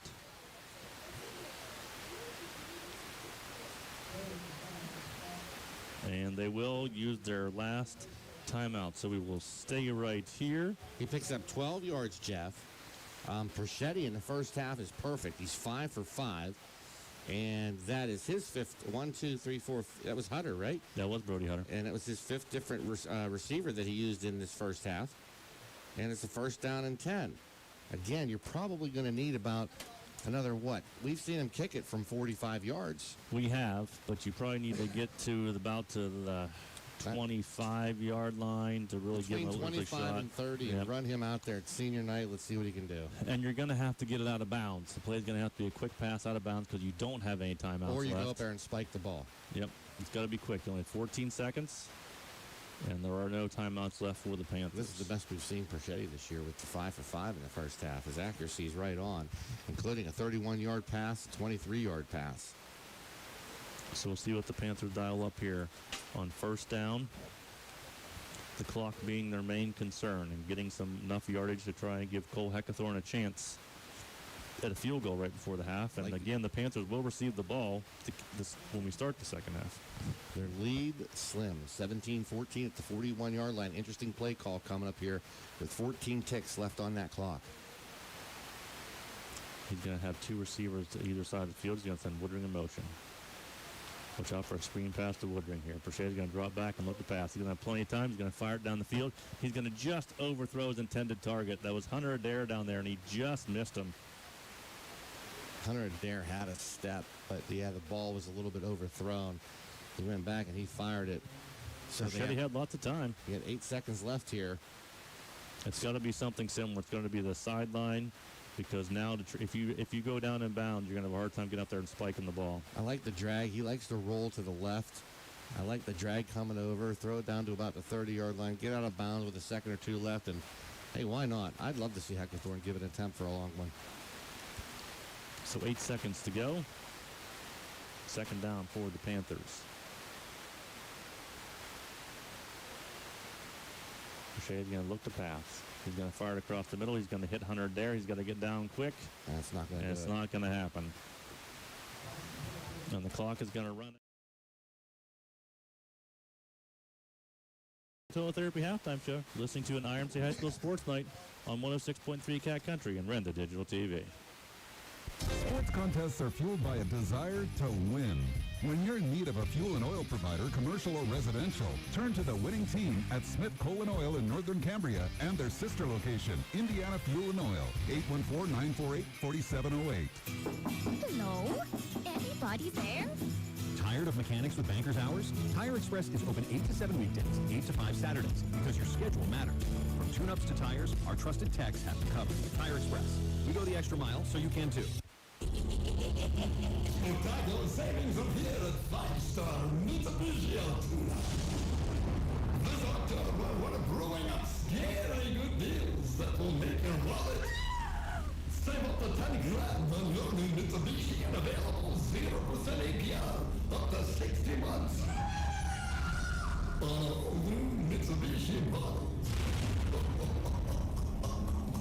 Every new Mitsubishi carries the best 10-year, 100,000-mile powertrain limited warranty on the planet. And you'll get free scheduled maintenance. Don't ghost these savings. Visit 5-star Mitsubishi Altoona, the Mitsubishi giant, before these deals disappear. 5-star Mitsubishi Altoona doesn't get better than this. See dealer for current deals and exclusions. What sets one insurance agency apart from another? Building relationships. Hutton Blues Insurance prides themselves on building strong, personal relationships with their clients. Hutton Blues is an independent agency offering you choices to get you the best coverage at the best rate. When you buy insurance, whether it's for your home, car, business, life, or retirement, You want an advocate working in your best interest, and that's the Hutton Blues Insurance Indiana County and Trent Insurance Cambria County. Dan in a van hasn't returned your call? Chuck in a truck can't get there for 2 months? Stop dealing with fly-by-nighters and call a company that's fully capable for all your plumbing and heating needs. Joyce Plumbing, Heating, and Air Conditioning Incorporated. Joyce Plumbing, Heating, and Air Conditioning Incorporated is on call 24/7, 365 days a year. Visit us at joyceplumbing.com. That's joyceplumbing.com. Joyce Plumbing, Heating, and Air Conditioning Incorporated, the best place in town to take a leak. PA 042115. Looking for your dream home? Turn to Berkshire Hathaway Realty. Serving Indiana County and beyond, their experienced agents are ready to help. Residential, commercial, land, they've got you covered. Give them a call at 724-349-8040, the preferred realty company. Having the right people on your team is essential in reaching your financial goals and protecting your valuable assets. Nelson Insurance is an independent agent representing Erie Insurance and other fine companies. Call Nelson Insurance in Clymer at 724-254-9276. Cat Country 106.3. Welcome back inside the S&T Bank broadcast booth. S&T Bank People Forward Banking. You're listening to the Indiana Total Therapy halftime show. Our halftime scores: the River Valley Panthers 17, the Northern Cambria Colts 14. Your drive summary from the first half: Northern Cambria got the ball to start, went on a 3-and-out punt. River Valley took over at their own 29-yard line. They put together an 8-play, 71-yard drive, capped off by a Brody Hutter 5-yard touchdown run. Cole Heckathorn's kick was good. River Valley leads 7-0. Northern Cambria's next possession again resulted in a 3-and-out punt. River Valley got the ball back on the 35-yard line of Northern Cambria after a very short punt. Good field position to start the drive, and this time Cole Heckathorn capped this drive off with a 33-yard field goal, and the Panthers led 10-0. Northern Cambria would then score on their next drive. They took over on their own 19-yard line and put together a 9-play, 81-yard drive, helped out by a 15-yard penalty against the Panthers, but Danny Farrell ran it in from 14 yards out, and the Colts were on the board. River Valley led 10-7. But River Valley answered right back on their next drive. They took over at their own 32-yard line. It only took them 3 plays after Brody Hutter broke off a 60-yard touchdown run, his second touchdown of the night on senior night. The 3 plays covered 68 yards. Cole Heckathorn's extra point was good, and River Valley led 17-7. Northern Cambria had the next drive stalled. They got to 8 plays but ended up having to punt. River Valley took over with 5 minutes to go. It looked like they were going to be able to put together a nice drive and score some more points before the half, but a costly fumble gave the ball right back to the Colts at good field position at the midfield line. And the Colts would then go on a 10-play, 49-yard drive, helped out by a hold against the Panthers this time to keep that drive going. Danny Farrell connected with Reese Wagner on a 5-yard touchdown pass. The extra point kick was good, and they cut the lead to 17-14. So that's your halftime score. The Panthers did get the ball back with only 18 seconds. They tried to get something going, but it was not to be at the half as expired, and our halftime score is 17-14. The Panthers in a tight battle with the Northern Cambria Colts, Bill. And I hate to say I called it, but I called it. I've seen this Northern Cambria team over the years, and they're just a very stingy team. If you want me to, you want to take a break, or want me to go through some of these stats? You know what? Let's take a quick break. We'll come back, and we'll go over the stats. So you're listening to the Indiana Total Therapy halftime show. They're now honoring the seniors of the bands and the cheerleaders and the football players for the game. So it's senior night here at Panther Stadium. We'll be back on the Indiana Total Therapy halftime show after this break. Ford is America's top-selling brand, and you can find your Ford at Indiana County's Ford experts, Luther Ford, where you can also find unbeatable lease deals on a huge lineup of SUVs like the popular Escape or Bronco Sports. Lease a 2025 Escape active all-wheel drive for just $377 a month for 48 months with no money down. Or how about a 25 Bronco Sport Big Bend 4x4 for only $333 a month? See Luther Ford for all of the details. Luther Ford, Route 119, Homer City, or shop 24/7 online at lutherford.com. At Grand Beginnings Children's Center, their focus is on growing and teaching children to be the best they can be. They know children need education, inclusion, and safety. Grand Beginnings has a mission to provide a warm and nurturing environment in which each child can grow physically, emotionally, socially, intellectually, and spiritually. Grand Beginnings Children's Center with 2 locations in Indiana, teaching children to shine since 1991. Call 724-463-1819. Find them at grandbeginnings.net. Worried about breaking your piggy bank trying to pay for higher education? At Marion Center Bank, they've partnered with the Pennsylvania Higher Education Assistance Agency to bring you the PA Forward Student Loan Program. Low fixed interest rates, flexible repayment options, and no prepayment penalties. You can focus on your studies without the financial stress. Call or visit any of their 7 local branches to learn more. They are here to keep your piggy bank safe. Marion Center Bank, moving forward with higher education. Member FDIC, Equal Housing Lender. Spectacular savings are here at 5-Star Mitsubishi Altoona. This October, we're brewing up scary good deals that will make your wallet save up to 10 grand on your new Mitsubishi and available 0% APR up to 60 months. On all new Mitsubishi models. Every new Mitsubishi carries the best 10-year, 100,000-mile powertrain limited warranty on the planet. And you'll get free scheduled maintenance. Don't ghost these savings. Visit 5-Star Mitsubishi Altoona, the Mitsubishi giant, before these deals disappear. 5-Star Mitsubishi Altoona doesn't get better than this. See dealer for current deals and exclusions. To be a champion, you need to have teamwork, great skills, good conditioning, and above all, you need to stay healthy. But if injury occurs, you need a team of specialists that can get you back in the game. Indiana Total Therapy has been helping area athletes for years. Indiana Total Therapy, with 3 locations, IRMC at Chestnut Ridge in Blairsville, Shelley Drive in Indiana, and at the Human Motion Institute on the campus of IRMC. ITT, the best in our field, and voted Best Physical Therapy in the Best of Indiana County contest. Today's best country, Cat Country 106.3. And welcome back to Panther Stadium. It is an Indiana Total Therapy halftime show. Bill Cody with you, Jeff Cribbs as well. We're going to go over some of the first half stats first for River Valley. Good game so far. Max Pachetti is 6 for 7 for 91 yards. As far as rushing, Woodring surprisingly just 5 carries for 11 yards. Hutter, 5 carries for 77 yards. Hutter got into the end zone twice, 2 touchdowns, including a 60-yard dash down the field that opened up the scoring in the second quarter for River Valley, but they could not get on top of that. He also had a 5-yard touchdown run earlier in the game. The 5 first downs, they got them pretty much all in the first quarter. They are 2 for 3 on third downs. They have not attempted a fourth down. One of the keys in that first half was a fumble that turned the ball over late in that second quarter when Northern Cambria gave up the football. And unfortunately for River Valley, gave it right back, and Northern Cambria answered because they went down the field and scored. How does Northern Cambria doing this? Well, one of the things that they're doing is Daniel Farrell. He is their junior quarterback. He started this game 1 for 4. He has now completed 7 in a row. He stands at 8 for 11 for 68 yards and a touchdown. The other person that we're also seeing at quarterback is Nick Arton.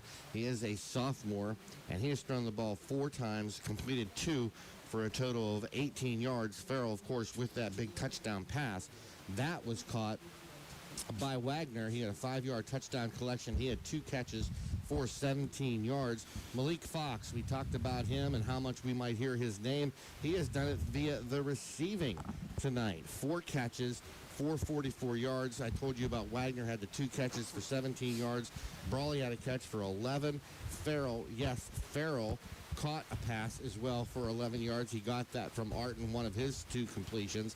Czar also has a catch for 9 yards. And we found out number 25 is Bodak, Dylan Bodak.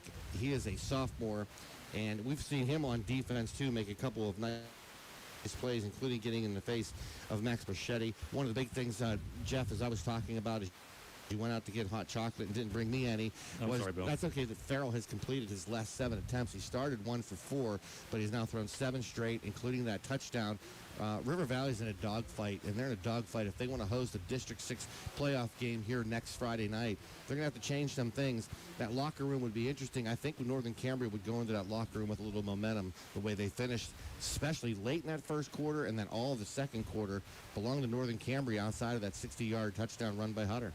Yeah, we knew coming into the game that the Colts had a lot of weapons, for sure. And they've been able to put together a couple nice drives. The fumble was costly, for sure, by the Panthers. But they're definitely giving the Colts are giving them a game. And both teams are going to make the playoffs. If the Colts win, it's going to help their positioning tremendously. And on the line, as you said, for the Panthers, is a home playoff game next week if they can hang on here. So we'll have more second half action for you after this break. You're listening to an Ironside High School Sports Night on the Indiana Therapy Halftime Show. We'll be back after this timeout. We love sports, but sometimes they don't love us back. If you've twisted that ankle, wrenched that knee, or banged up that shoulder, IRMC Sports Medicine can help. Concussions, fractures, other musculoskeletal problems, getting you back in the game and improving your performance and health, that's what it's all about. Call 888-452-IRMC. IRMC Sports Medicine in the Human Motion Institute on the IRMC campus. People say I'm too serious. Those funny ads for car insurance do nothing for me. I like Erie Insurance. It's seriously good. A great rate, legendary service, accident forgiveness. Not 1, but 8 reasons to switch. Woohoo! See, I can get as excited as the next guy. Your local Erie insurance agent in Indiana is Mark Phoebus at the Meckling Insurance Agency. Get a quote at 724-465-4261. Cat Country 106.3. Welcome back inside the S&T Bank broadcast booth. You're listening to the Indiana Therapy Halftime Show. It's senior night, and they've just been honoring the senior members of the band, the cheerleaders, the fall sports teams. Nice. The golf team had a very good season this year, the girls' golf team. And, of course, Jake Pinus, the River Valley golfer, qualified for the playoffs also. Came up a little bit short, but a great fall season. Of course, we're into playoff time coming for football, but it's playoff time for girls volleyball. I know the Northern Cambria Colts volleyball team has made it, so with the Marion Center Stingers. So it's getting to be the end of fall sports season already, Bill. It's hard to believe. I love this weather. Did I mention that? Go back. It just seemed like a couple weeks ago I was sitting here panting like a dog because of the stupid hot summer, that humidity, and that sun beating on us. Tonight we actually had to turn the heat on in the press box. Not too bad in here. But it's been a fun first half, and maybe a lot of people who are listening or watching are surprised about what they've seen so far. I'll tell you right now, this guy isn't. Northern Cambria plays some teams tough this year, including Marion Center, a game that was really close until Marion Center pulled away to make that score look more like a blowout. And, of course, against Cambria Heights in the Coal Bowl, that was a 7-point difference in that game. Northern Cambria comes to play, and it doesn't matter what their record is or who they're playing. Northern Cambria comes to play, and we saw that in this first half tonight. They made a lot of adjustments in that first quarter because their offense was 3 and out, 2 back-to-back times, lousy field position. And River Valley, before you blinked, was out to a 10-0 lead. And here we are at 17-14. It's really nip and tuck. A game that in the second quarter, you take that Hutter touchdown run away. They've been driving since late in the first quarter. Most of that second quarter, it's been all Northern Cambria. Yeah, Bill, you look at Northern Cambria's schedule. They're 4-5 in the year, but the games they lost to Homer Center 21-24. That's how close that game was. They lost to United Valley 27-21, a single score game. They lost to Cambria Heights 21-14. It's like they have played all the good teams in the top of the Heritage Conference standings. Really tough this year. And that Marion Center game, it was late in the third quarter when Marion Center finally started putting the game away. Yep, it was 49-26, but it was much closer than that until late in the fourth quarter. And so, of course, they lost last week to Conemaugh Township, a team we saw way back in week 3. But that was 49-35. They've been a lot of close games. They put up a lot of points. And we've seen they have the skill guys to do it, and they run a lot of different formations. And that's something Coach Dalton talked about in his pregame show. You have to be ready for all the different formations. They use 2 different quarterbacks.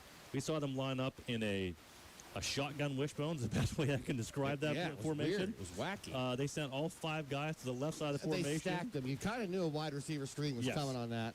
That was kind of like the old Hines Ward play that the Steelers used to run years ago. You put Hines Ward out there with a couple blockers and just let him work behind the blockers out there. Hines Ward was sometimes blocking for them, for that matter. So yeah, they've definitely got the weapons, got the different formations. The Panthers haven't looked really confused by any of this. They've just been able to execute the Colts have. And they have been executing well. Trying to get pressure on the quarterback. No, Farrell's been getting rid of the ball in Joe Flacco Cincinnati Bengal time. He's been getting rid of the ball to avoid that pressure, maybe not allow the secondary to tighten up on the receivers, and hitting seven in a row to wrap up that first half is the reason why Northern Cambria is in this game. The other thing that they were able to do is they're putting 7, 8, 9 men in the box defensively. Who would have thought Jake Woodring would have 5 carries for 11 yards? We've seen Jake all year. We know what he can do.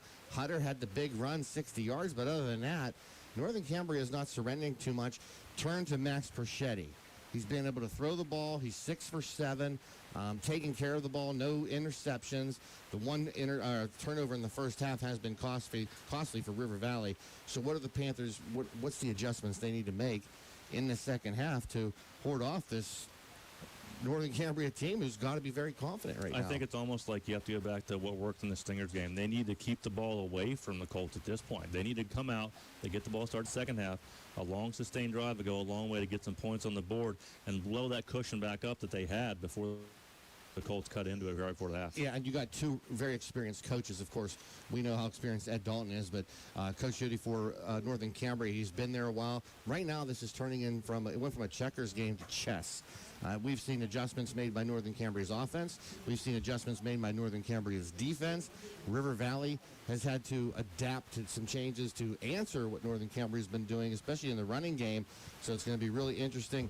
Coach Dalton losing his mind a couple of times on the sideline, specifically with that offensive line. And the very next time they went out there is when they got the 60-yard rush by Hutter. Well, that's nothing new. We've seen Coach Dalton have very demonstrative timeouts with his team all year long. Old coach, buddy. Yep. Let's look at the standings we talked about. So coming in tonight in 2A, Bishop McCourt's number 1, Richlands 2, Cambria Heights is 3, River Valley 4, Marion Center 5. Mount Union, which was the 6th team, has actually... They're done. They're done. They've bowed out of the playoffs. They canceled their game this week. They were down to only 13 healthy players. So that moves some more people up in the standings. Bellwood Antis now occupies the 6th spot. United Valley bumps up from 8 to 7, and Bald Eagle is now the 8th team in the standings. And you mentioned Bellwood Antis. Those who are listening, the River Valley fans, they kind of shuddered a little bit because they remember what happened last year. The Panthers were a big home favorite last year. Bellwood Antis came here to Panther Stadium and knocked off the Panthers in a game that was not really even close. And so the single A standings, right now, Bishop Guilford's at the top. No one's going to catch them. Junior Valley's 2. Claysburg Kimmel is 3. Homer Center sits in the 4th spot. They're leading at halftime over Portage. I think the last score I saw was 26-0, 28-0. Shannon Valley is 5. Northern Cambria is 6. Purchase line 7. Glendale Way. So Northern Cambria sits in the 6th spot. If they win tonight, it's a big points boost for them, but they can't catch Homer Center to host a playoff game. They're going to be on the road no matter what. We've discussed what River Valley's on the line for them. They win or lose, are still in the playoffs. But if they win, they have to win or get help to host a playoff game. They have to host. I don't think they're going to get the help. I think they need to just go ahead and take care of business on their own. Yeah, so they need to have a win. So both teams are going to be in the playoffs. And more football for both these guys.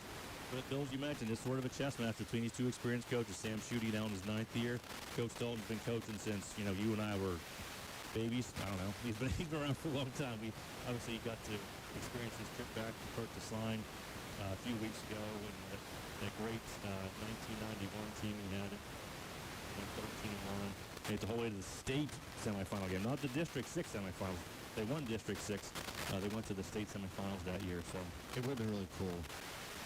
Probably not terrible, but when you went to get your hot cocoa and not have any for me, going to the locker room and sticking around the microphone, either side, Northern Cambria or The Panthers side, I would have loved to hear what the locker room banter was, but I'm sure it wasn't very kind on River Valley side. I think a lot of people came into this game maybe looking, they're 4-5. We're on our way to the playoffs. We get to host a playoff game. You got to finish the business in front of you. Yeah, you do. They started off this game very strong, a 10-0 lead. Northern Cambria is not going to back down. They've never been done to back down. So both teams are now back on the field going through their halftime stretch for warm-ups. Another halftime score I do have for you. It's senior night in Indiana, and Mars is leading the Indians 35-7 at the half of that game. The Homer Center, they're getting ready to kick the quarter. I don't have a score there for you yet, but we will take one more time out here, and then we'll be back for the second half kickoff. Listening to the Indiana Total Therapy halftime show, 106.3 Cat Country and Renda Digital TV. I'm State Senator Joe Pittman, wishing all students who participate in extracurricular activities every success in the classroom and on the field. The teamwork and leadership skills you learn today will serve you and our entire community well in the years ahead. We need future leaders prepared to step forward and make our region a better place to live, work, and raise a family. I'm proud of the work and effort you are putting forth. Have fun, be safe, and enjoy the season. Paid for by Friends of Joe Pittman. Attention, men, women, and children. Urgy Hair is your go-to spot for a new haircut. Urgy Hair warmly welcomes walk-ins and appointments at the Indiana Mall. With over 5 decades of expertise, their skilled stylists ensure you leave looking fabulous in no time. Tomiko Dentistry, voted the best dentist in Indiana County, is here to make you smile. Get the smile you've always wanted at TomikoDMD.com or call 724-254-9669. Cat Country 106.3. Today's best country. Welcome back inside the S&T Bank broadcast booth. S&T Bank People Forward Banking. As we get ready for the second half kickoff, I remind you their kickoff sponsor is Grand Beginnings Children's Center. All year long they've been donating the points for kids, so we have $1,609 plus the points we've scored here. So we want to thank Grand Beginnings for their sponsorship of the Teddy Bear Fund Drive for the past 3 seasons now. Get your children ready to shine at Grand Beginnings Children's Center.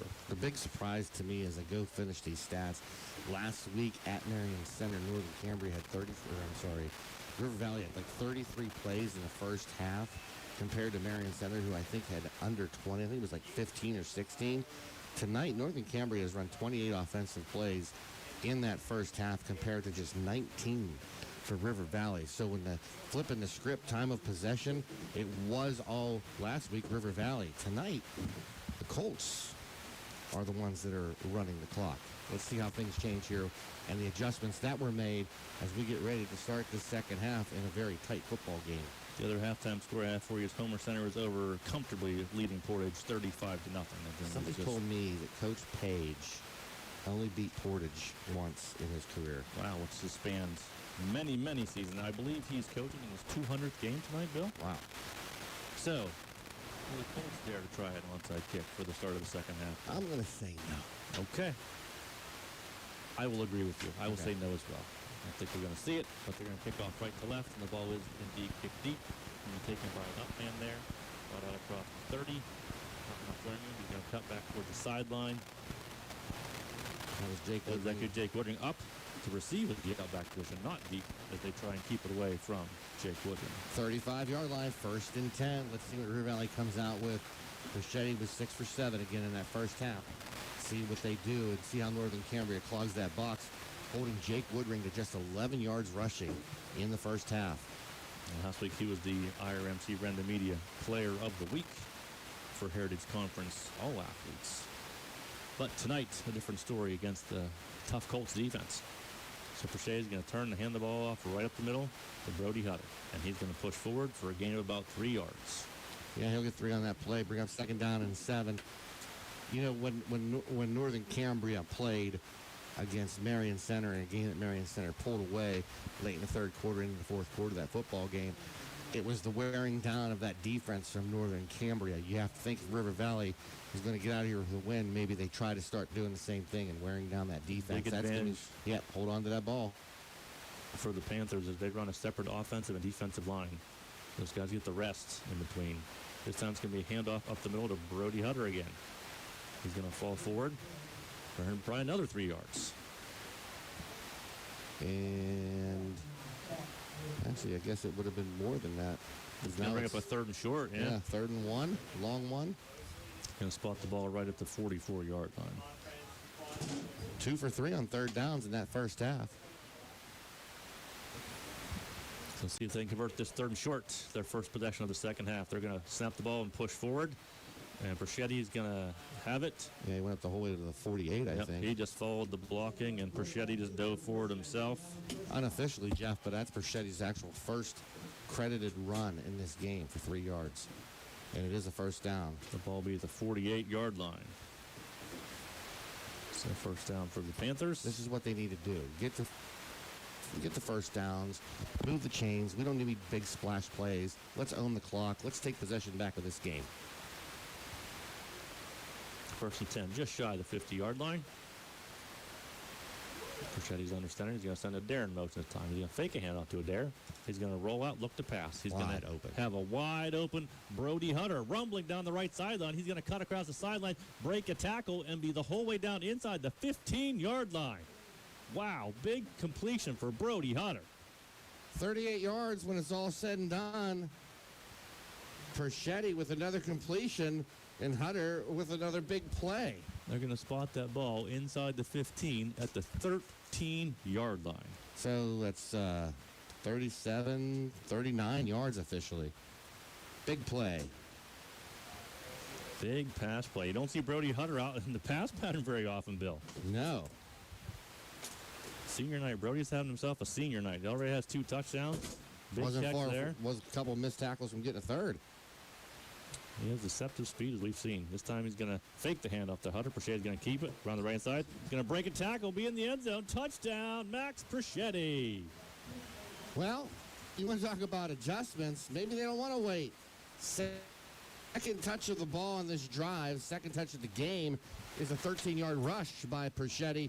He set it up with the long pass to Hunter. He finishes the job with a 13-yard run around the right side with a little play action going on in the backfield. He decided he was just going to keep it and shoot forward off to the right side and into that Panthers end zone. Looked like the defense was keying on Hunter there, and he pulled it from him, and he just ran around the right side, was able to jump between 2 tackles. That's that football IQ and be able to read. They was able to read that defense kind of like So the snap to Perchetti. Heckathorn's kick is up, and it is good. The River Valley extends their lead to 24-14. You're listening to an IRMC High School Sports Night with Cribs and Cody on Cat Country and Renda Digital TV.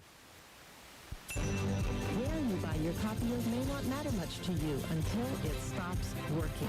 Then, that's all that matters. Henry Hall Technical Services. We can be at your door in 90 minutes. Guaranteed. Budner's Heating and Cooling is your premier Aries dealer, who installs and repairs all types of natural gas, propane, oil, and electric heating and cooling systems. Call Budner's Heating and Cooling in Homer City. PA license number 010262. Following's paid for by friends of Joe Pittman. The 3rd quarter is being presented by State Senator Joe Pittman, who wishes all of the students a championship school year. Come back inside the S&T Bank broadcast with S&T Bank People Forward Banking. The Panthers open the second half with a touchdown drive, capped off by Max Perchetti, 13-yard run. 5 plays, 65 yards, and they now extend their lead to 10 points, 24-14 over the Northern Cambria Colts. 10 points seemed to be the buffer tonight. It was 10-0, it was 17-7, and now it's 24-14. See what the River Valley defense, if they made any adjustments to slow down this Northern Cambria offense that got hot late in that first half. Heckathorn's going to kick it away. Boom. Deep to Malik Fox inside right at the 10-yard line. He's going to cut across the right side, look for space on the far sideline. He's going to break a tackle and be finally brought down across the 30-yard line. That's where they'll start this possession.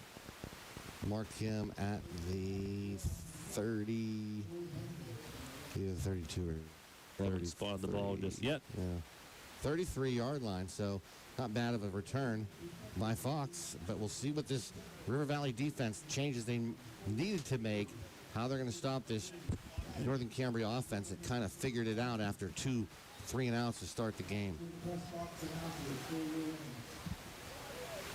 It will be Danny Farrell in the backfield at quarterback,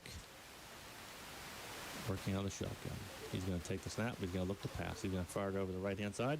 He does intend to target over there. That's number 8, Joe Booterbaugh on the reception. picked up 6. His 8th completion in a row, by the way, for Farrell. I'll put it to 40-yard line. 2nd and 4 for the Colts, as they try to answer the Panthers' opening drive of the second half. This time it's going to be a handoff to Czar, and he's going to have no running room, stacked up and driven backwards. Someone's thinking the ball is out. The officials say that Brody Hunter thinks the ball is loose. I think the River Valley coaches think it's out. We'll see how they unpile them. The referee is separating, and he's going to signal 3rd down. So the ball was loose. The Colts got it back.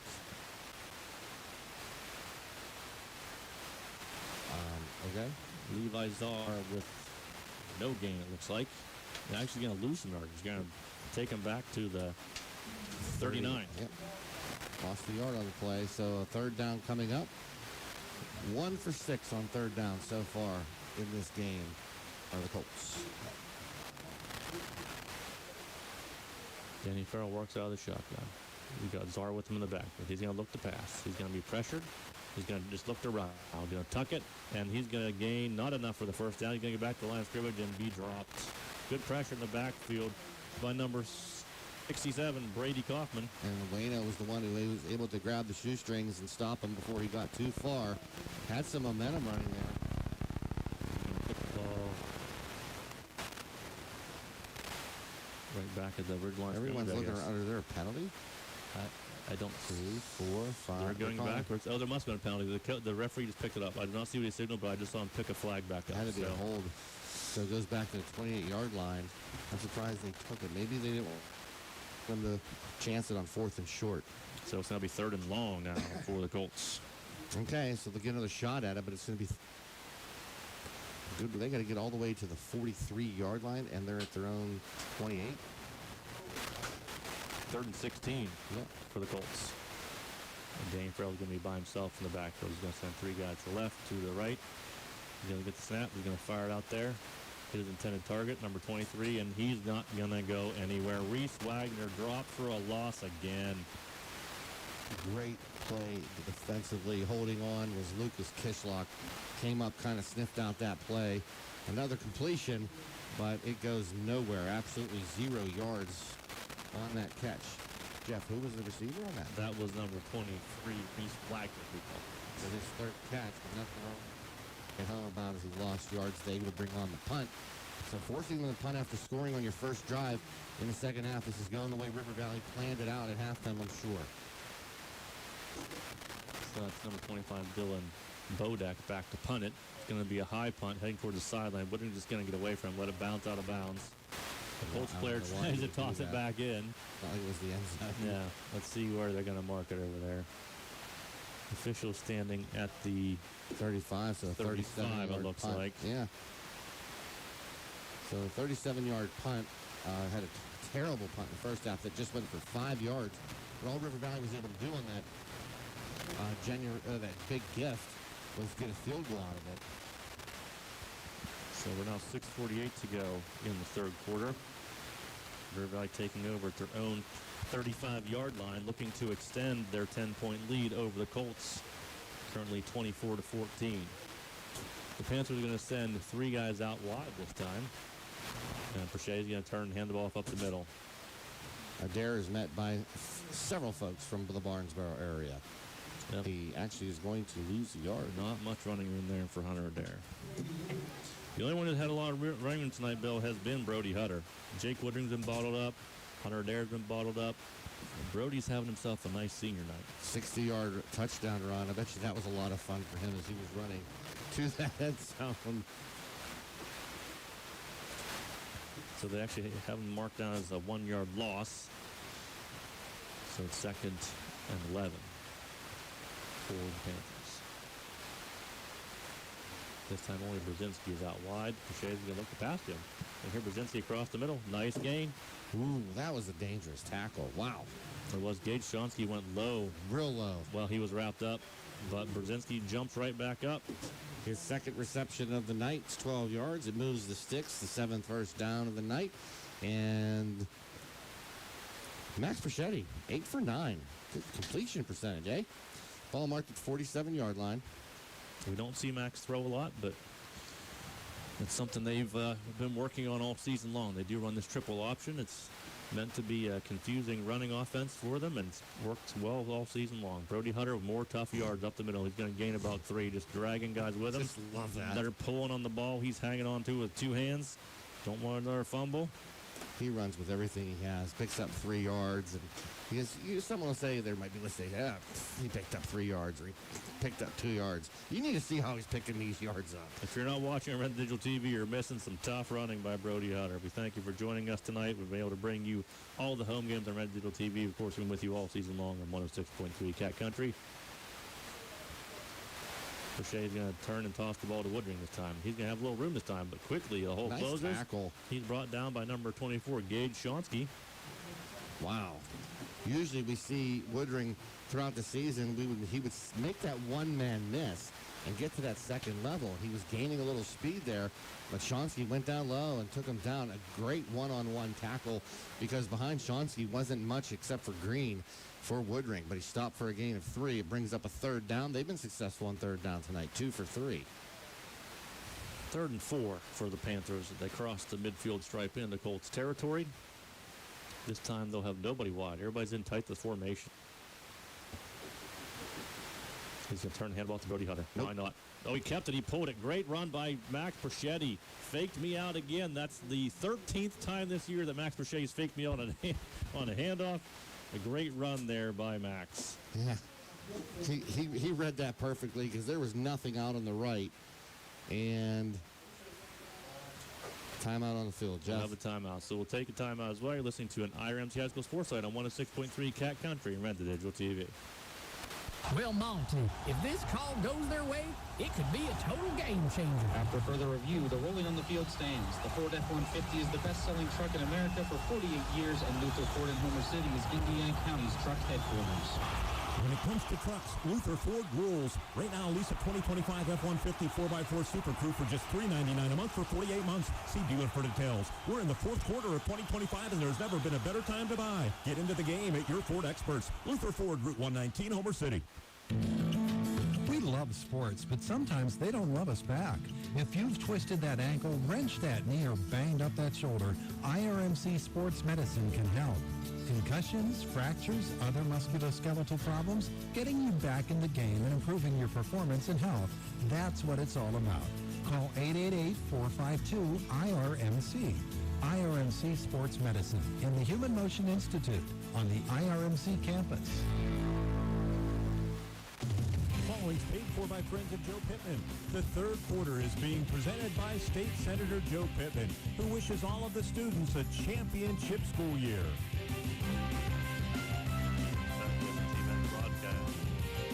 SMC Bank, People Forward Banking. A first down upcoming for the Panthers after a big Max Perchetti run. 3 carries for 32 yards in this second half after no runs officially in the first half. Perchetti has his team on the move after a running touchdown of 13 yards on their first drive. This is their second drive of the second half, looking to add on. Those quick sets are about to be first going. Time to be first. Perchetti's going to send Woodring in motion. He's going to take the snap and just look to run himself. Design quarterback keeper the whole way, following that big offensive line. That Shonsky he's really good defensively. Small guy, built low to the ground. Kind of looks like their version of Michael Wayno. Picked up 6, but man, he needs some one-on-one, takes him down, low hits. 26-yard line is where they're going to start the ball. Every team should have a Michael Wayno. Every team should have a Michael Wayno. Senior night for Michael Wayno. A bunch of these seniors here at River Valley High School.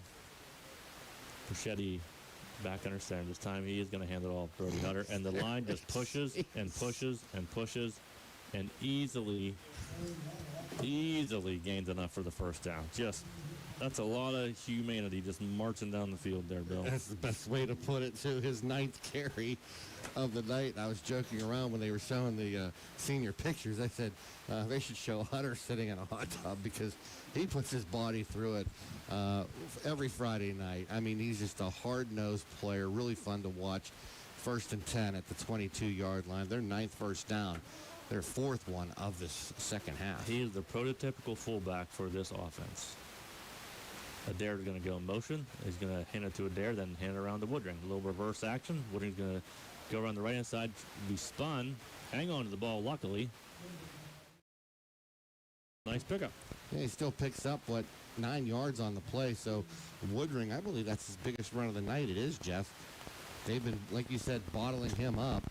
But he was able to get 9 yards there, avoid a couple of tackles on that inside reverse coming out of that triple option. Second down and short. 2:30 to go in the second quarter. Panthers leading the Colts 24-14. This is the Panthers' second possession of the second half, as they scored on their first one. Brochet's going to look to pass, and it's going to be incomplete to Brzezinski. Yeah, that was tipped by Bodak. Okay. So it was a nice play by him. So Brechetti with just his second incompletion of the night out of his 10 passes, so 8 for 10. So to bring up third down and short. And they are 3 for 4. Panthers just need a yard to pick up the first down. I mean, Hutter would be my guess, or even Brechetti sneaking it. They're going to send Brzezinski out wide to the right, and they're going to snap the ball to Brechetti. He's going to push forward, and he's going to have enough for the first down.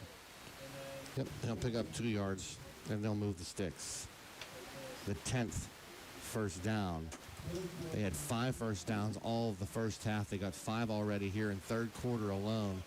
Kind of how this game started, with River Valley dominating, Northern Cambria stumbling. That's how the game started. It's a mirror reflection of the first half. The only difference here, Northern Cambria, unless they stop them for a field goal, they're going to go down by 3 scores. This is the 11th play of this drive coming up already. Under 2 minutes to go in the second quarter. First down for the Panthers. Everybody's in tight in the formation. Nobody out wide. He's going to send Woodring in motion. He's going to fake the handoff to Woodring. Brechetti still has it. Wide open. Pass. Wide open. Brody Hutter heading for the end zone. Touchdown. Third touchdown of the night on senior night for the Panthers. Hey, Jeff, I wish we had replay and can go back, because if you would have looked, there were 3 receivers over there with nobody on them. You made the call. Everyone was in tight. He rolls out to the left. He had a guy short. He had a guy medium, and he had a guy in the back of the end zone.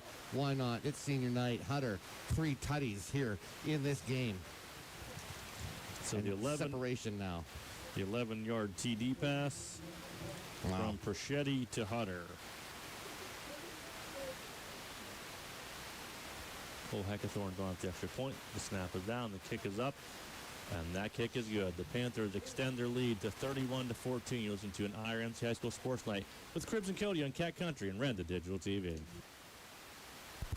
On the field tonight, it's all about power, teamwork, and determination. The same spirit driving Homer City redevelopment. And just like our community is powering up for the future, Homer City Redevelopment wishes all of the players, coaches, and fans a healthy, successful football season. While this game may be in the fourth quarter, for Homer City Redevelopment, they're just getting started, because for Indiana County, we all feel the best is yet to come. And you can read all about it in the Renda Media Best of Indiana County magazine. Following's paid for by friends of Joe Pittman. The third quarter is being presented by State Senator Joe Pittman, who wishes all of the students a championship school year. S&T Bank broadcast. S&T Bank people forward banking. The Panthers extend their lead.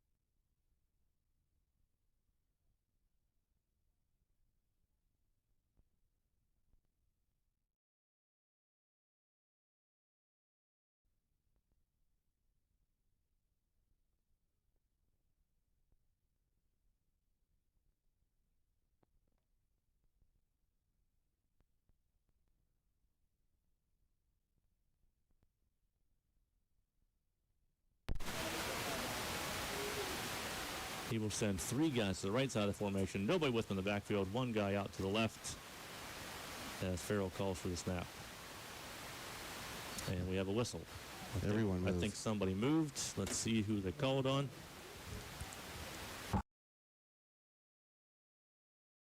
All start against the Colts, so they will go back 5 yards.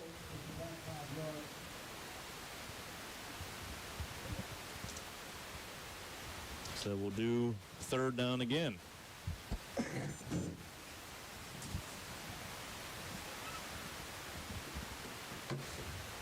.12 seconds left here in the 3rd quarter. This time Danny Farrell will be in the shotgun, and he will put Levi Czar right beside him. He's going to send 3 guys out to the right, 1 to the left. He's going to drop back and look to pass. He's pressured immediately. Fires towards the end zone. It's going to be broken up. Max Proschetti back there in the coverage. Good play on defense. Yeah, that was a beautiful play. Intended for Malik Fox. Had him all the way. Right there, you just got to play the ball, and that's exactly what he did. It falls incomplete, and it'll bring up 4th down. There's still 7 seconds left in this 3rd quarter, which has been dominated by River Valley. And if you're Coach Sam Schutte, this is no decision at all. You have to go for this, being this close and trying to cut into this lead by the Panthers. 2 for 2 on 4th downs tonight. And Farrell's going to work it out of the shotgun again. He's got Czar with him in the backfield, to the right, to the left. Going to take the snap, drop back, look to pass. He's going to fire it in the end zone. It's going to be too high. Jake Woodring is the closest guy to it, and it'll be a turnover on downs. Still leaves 3 seconds on the clock. Yeah, big turnover on downs. I see Farrell went back there and was talking to the referee. I don't know if he was looking. There's no laundry on the field. So a turnover on downs, and it goes to River Valley. And this dominating 3rd quarter where they've scored 2 touchdowns. They have a commanding lead. Now they come up with a big stop on Northern Cambria, and it's that wilting away. It's that wearing down that defense, wearing down those players. And remember, River Valley brings in a whole new line on offense and defense. Can't say the same for Northern Cambria starting to show. Plus, not only that, the River Valley defensive line will sub guys even, too. Oh, yeah. Woodring goes in motion. Prochet's going to keep it himself. Quarterback keeper. Up the middle and gain just a couple yards, and that will bring us to the end of the 3rd quarter. You're listening to an IRMC High School Sports Night with Cribs and Cody on Cat Country and Renda Digital TV. 3 servings of dairy a day do so much. 1 serving of milk is 8 ounces. Drink it, pour it over cereal, or add it to your coffee. All contribute to your daily servings. 2 small slices of cheese is a serving. Just 6 ounces of yogurt is a serving. It's not hard to get your daily recommended amount of dairy, providing you with calcium, high-quality protein, vitamins A and D, potassium, and more. A message from the Allied Milk Producers.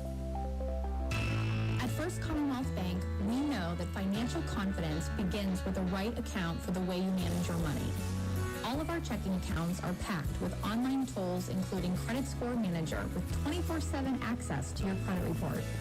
And our debit cards are eligible for MasterCard ID theft protection. Find the best checking account for you at fcbanking.com. First Commonwealth Bank. Time to be first. Member FDIC. The 4th quarter is being powered by Homer City Redevelopment. This game is almost over, but Homer City Redevelopment is just getting started. Because for Indiana County, the best is yet to come.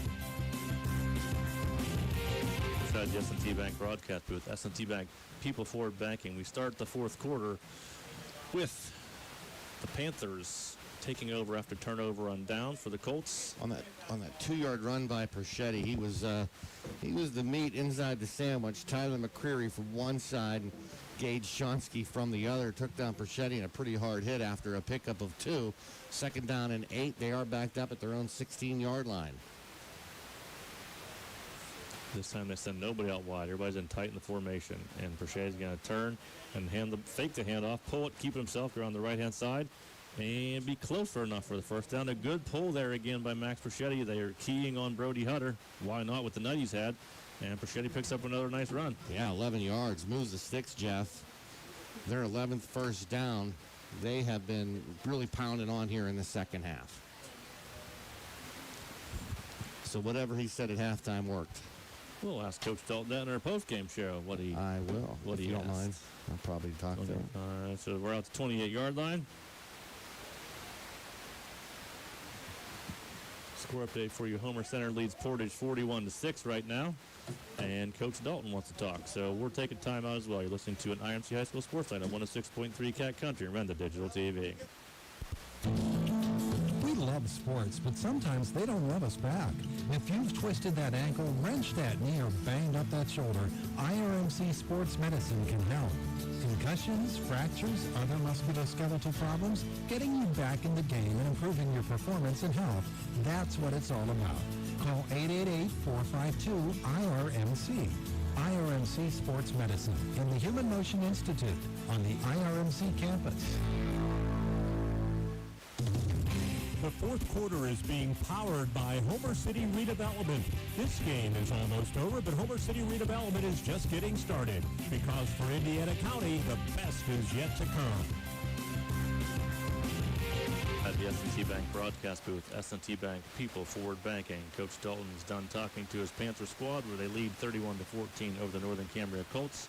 Quick score update for you. The Indiana game has gone final. They lose to Mars tonight on their senior night 42-7. Homer Center comfortably ahead on their senior night 41-6 over Portage here. The Panthers lead the Colts 31-14 with 11:54 to go in the fourth quarter. I was trying to get inside the huddle during that timeout, and it was actually Brody Steller and Jake Woodring having conversation with the coach. So letting to hear it from his players as well. Steller is now wide to the left, Brzezinski wide to the right. This time they're going to hand the ball off to Jake Woodring. He comes on the left-hand side, cuts back across the middle. Spin out of a tackle, keep his feet, dive forward, and be across the 35-yard line.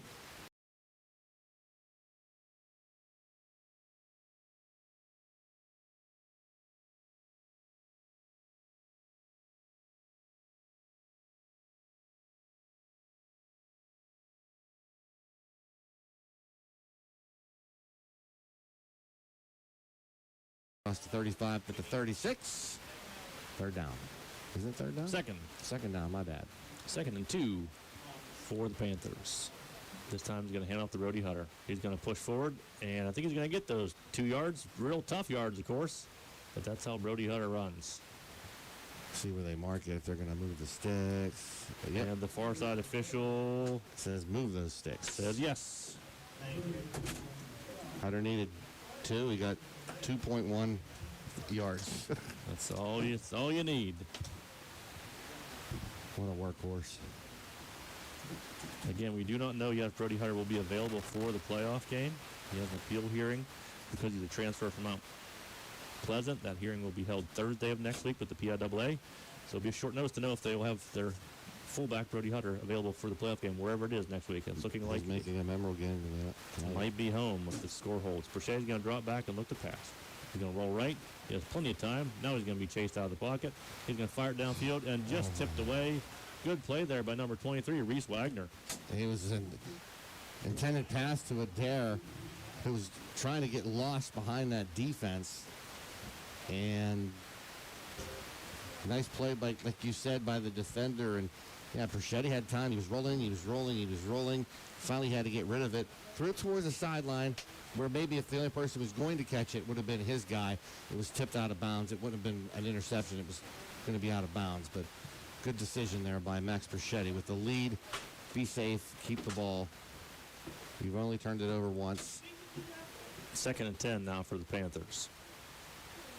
He sends a Darren motion this time. He's going to turn and hand the ball off to Brody Hutter. He's breaking tackles, rumbling down the field, running guys over. Out of my way. Oh, my goodness. Out of bounds, pushed out of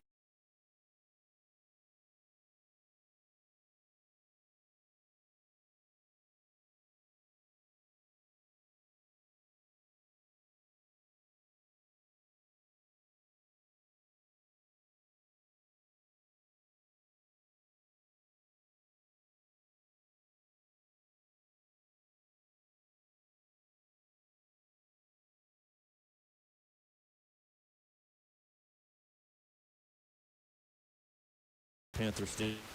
The Panthers lead 31-14 over the Colts. First down. Boucher is going to go under center. send Hunter Adair most this time. This time he's going to fake the handoff. He's going to roll to his right. He's looking downfield. He's going to fire it. He's going to have a man. That's number 10, Jake Woodring. Pushed out of bounds, and a flag comes in. A late flag. So Perchetti complete to Woodring. Let's see what the flag is. Somebody's blocking down there maybe that shouldn't have, or is they're calling unsportsmanlike? I don't know yet. I didn't see him. Jake didn't get grabbed on the tackle. So we'll see what the penalty is. Yep, it's a block in the back against River Valley. So it's going to come back. And it was behind the play, so far away, and unnecessary. Very unnecessary. You're caught up in the moment. I understand that, but man, you just took a big play away. For Perchetti, beautiful rollout to the right, looking downfield, letting his receiver get some time. So that's going to be it was going to be marked from the spot of the foul. So we'll go down to the 25-yard line. Yep. That's where they're going to put it down. So it's going to be a 1st and 10. There wasn't enough for the first down, but they go back. So it is still 1st and 10. Was that Woodring who caught that ball? That was Jake Woodring. That's too bad. Yeah, so they get called for a blocking penalty. So at the 25-yard line, but they'll move the sticks 1st and 10. So that Homer Center game is going final, by the way. They defeat Portage tonight 41-6 on their senior night. Senior night here. Brody Hutter's going to get another carry. He's going to cover out left-hand side, run 2 guys there, but he tripped up as he dives towards the 50.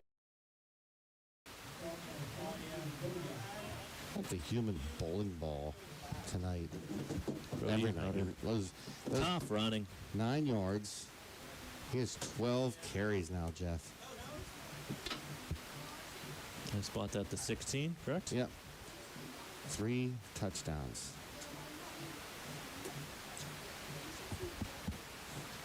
Second and short now for the Panthers.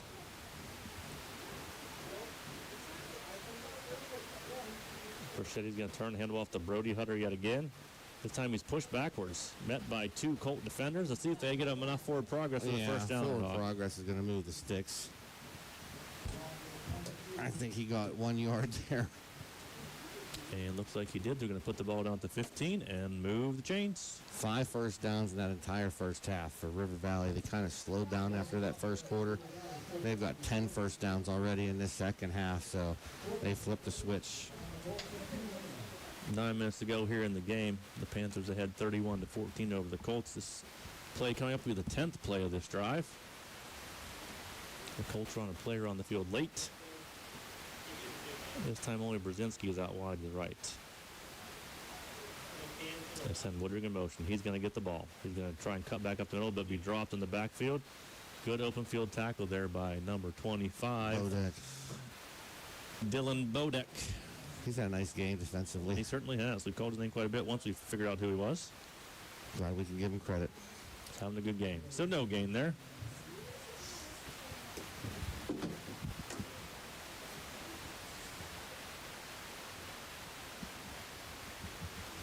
The Colts defensive line has to be getting tired. A lot of those guys play both ways. River's big advantage is they run a separate offense and defensive line, something you don't see very often in single A and double A football. But they have the guys to do it. It's a big advantage to them. We've seen it work all year long. Perchetti's going to drop back, look to pass. He's going to fire down the middle. He's going to hit Jake Woodring, who's going to be in the end zone for the touchdown. Perchetti to Woodring. 16-yard touchdown completion. And the smell of a playoff home game is becoming more and more evident for the River Valley Panthers. On his 14th pass of the night, his second touchdown pass, Max Perchetti is having a nice game tonight, one of his best of the season, and he saved his best for last. 15-yard touchdown toss. Max Perchetti. It was 15, not 16? Okay. Yeah, close enough. I'll change it. Heckathorn's on for the extra point attempt. Perchetti holds down. The kick is up, and the kick is good. River Valley extends their lead to 38-14 over the Colts. You're listening to an IRMC High School Sports Night on Renda Digital TV and 106.3 Cat Country.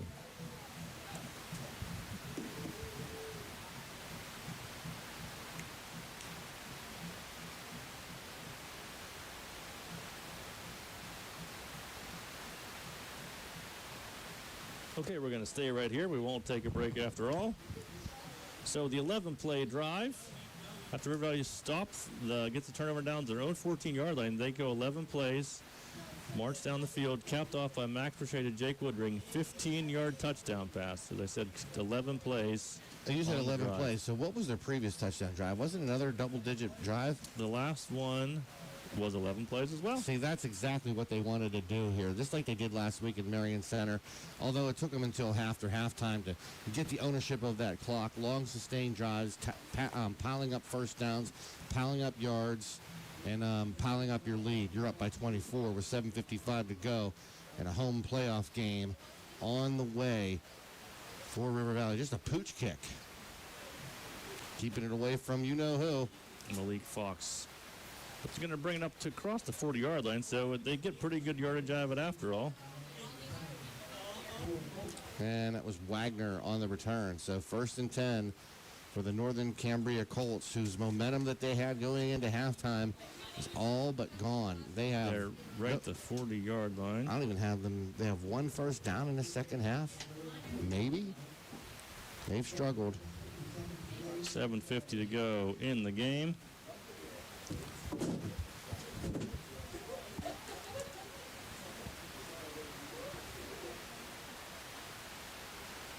Farrell's going to work out the shotgun. He's going to drop back. Pump fake, look to pass. He fires long downfield. It's going to be incomplete. Is there a flag down? The official drop a flag? No, I think he just dropped a pack of bubble gum. Okay. All right. I thought I saw him drop. I thought I did too, but then when I looked at it, I saw the ball bounce right there. Okay. Nope, incomplete pass. Incomplete pass by Farrell. His 20th attempt of the night. Sending for Malik Fox over there. Trying to get him involved, but might be a little bit too late. It'll be 2nd and 10 now for the Colts. Trailing 38-14. He's going to send to the left, to the right. This time he's going to turn head off to Czar. Whoa. Right behind him in the backfield. He's met right in the hole by number 67, Brady Kaufman. And Andrew Haventhal was also in there to stop him for just a gain of 1. There's some hard hitting going on in that interior line. Both sides of the ball, both teams. 3rd and 9. Tick, tick, tick for Northern Cambria. So 3rd down now. Farrell will send 2 guys out to the right, 2 to the left. And Czar will be with him in the backfield again. And he's going to look to pass. He's going to face some pressure. He's going to dump it off to Czar. He's going to have some running room. Going to be across the 50. Runs into Jake Woodring right at the 45-yard line. Goes for 14 yards. And also goes for a first down.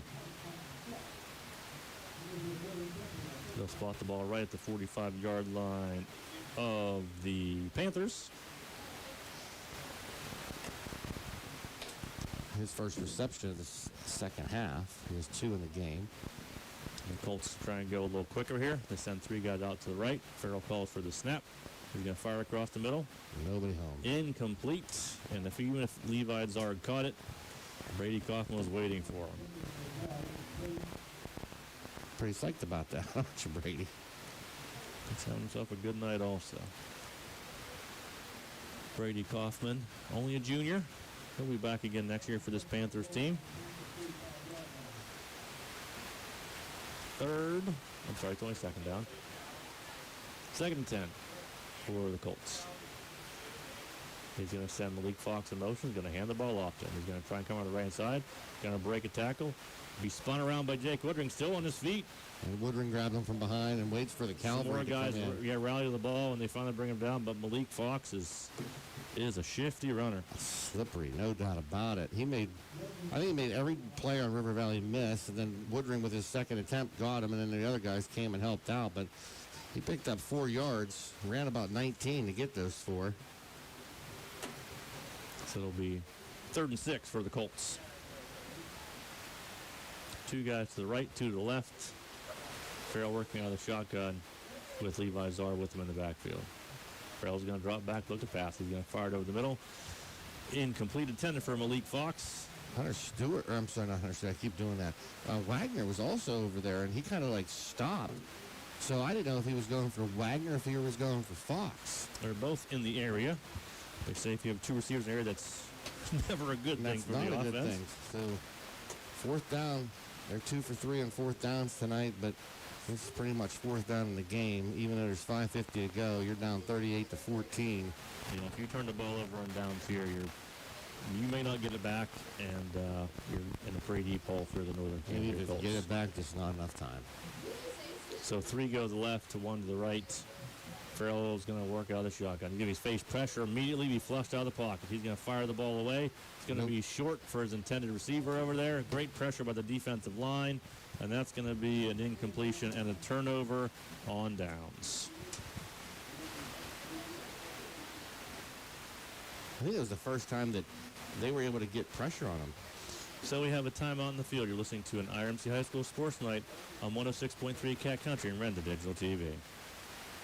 Hi, I'm Eric Rochels. Many of you know me as a high school teacher and a coach. What you didn't know, though, is I'm also a businessman, owner of EMB Computing. I'd like to invite you to our new state-of-the-art facility to see our line of computers, laptops, iPads, MacBooks, and accessories. If you're a business owner, we'll assist you with your networks, servers, workstations, printers, and even your business phone systems. We are located at 57 North 11th Street in Indiana, or you can find us on the web at embcomputing.com. We are your technology specialists. Closets or garage bursting? Need safe storage of anything big or small? Lug it to Lurch's Self Storage. They've provided premier storage solutions for 30 years. Call now at 724-463-3110. Anything, everything. Lug it to Lurch's. For professional auto repair fixes, the place is Posick's Auto Shop. Brakes, exhaust, oil changes, engine repairs, inspections, including classics and antiques. Trust your vehicle to Andrew Posick's Auto Shop on Route 119 South, Homer City. The fourth quarter is being powered by Homer City Redevelopment. This game is almost over, but Homer City Redevelopment is just getting started because for Indiana County, the best is yet to come. Valley takes over after the turnover and down. It's going to be hand off to Hunter Dare. He's going to find some running room across the left-hand side, come back across the middle.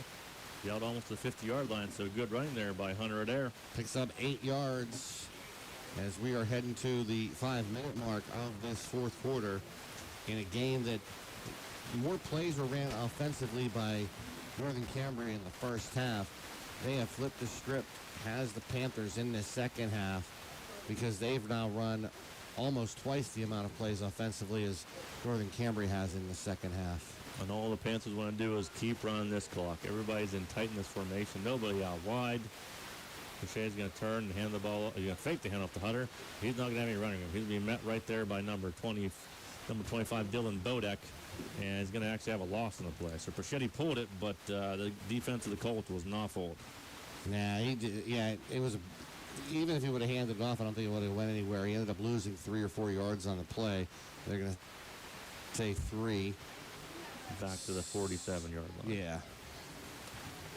So that brings up third down for the Panthers as the clock ticks under 4:30 to go in the game. They lead 38-14 over the Colts. That was his 8th run of the second half. 8 entire runs in the whole game, that is.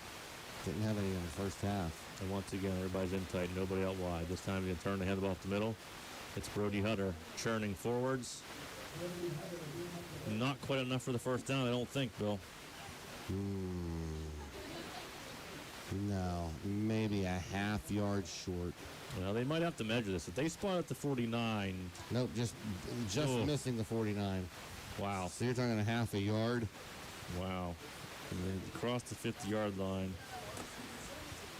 I mean, if you're Coach Dalton, you're going to go for this. You're just going to snap the ball and just shove everybody forward. It's going to be Prochetti or Hutter. It's going to be the Panthers' version of the famous tush push here, I can tell you.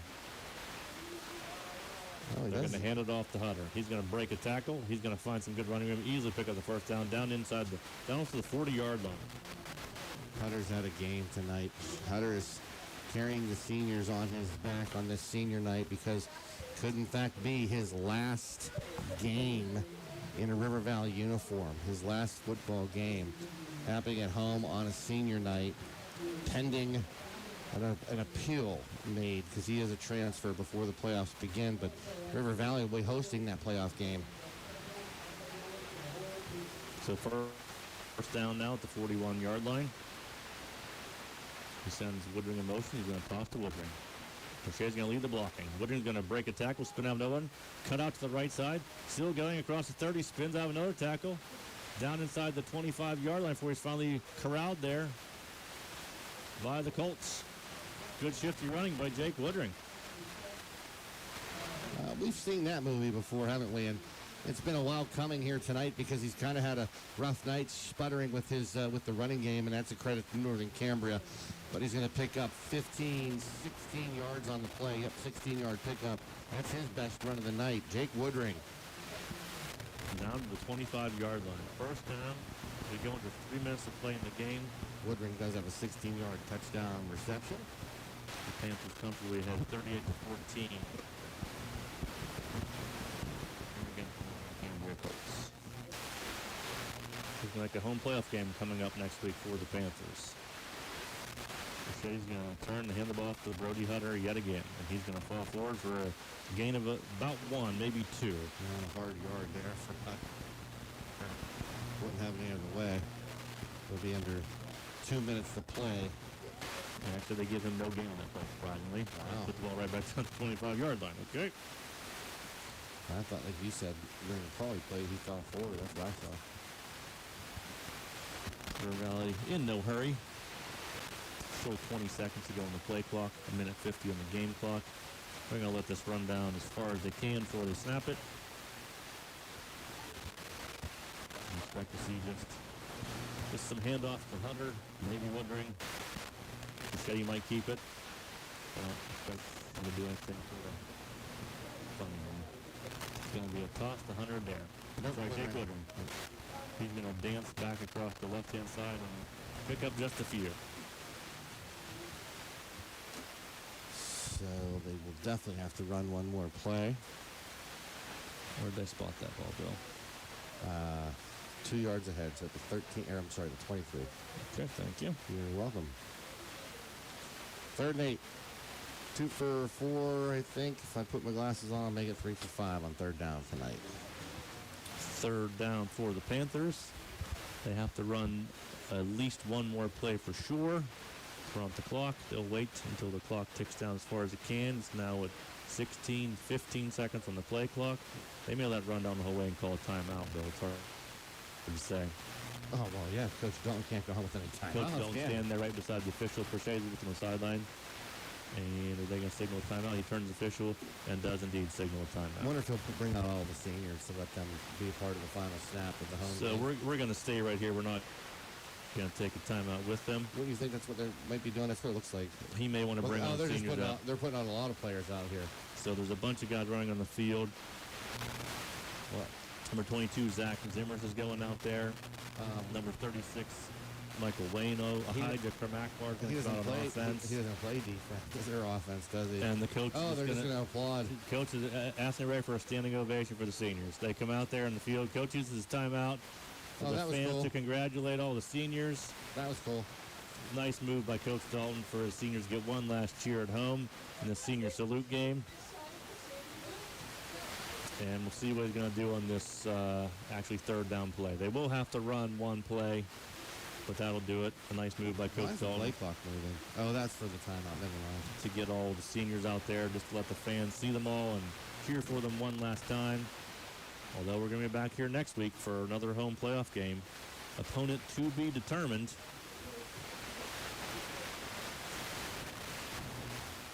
Bellwood Antis, huh? Maybe. You never know. Boy, that's interesting. This very well could just be victory formation, though. Yeah. Yep.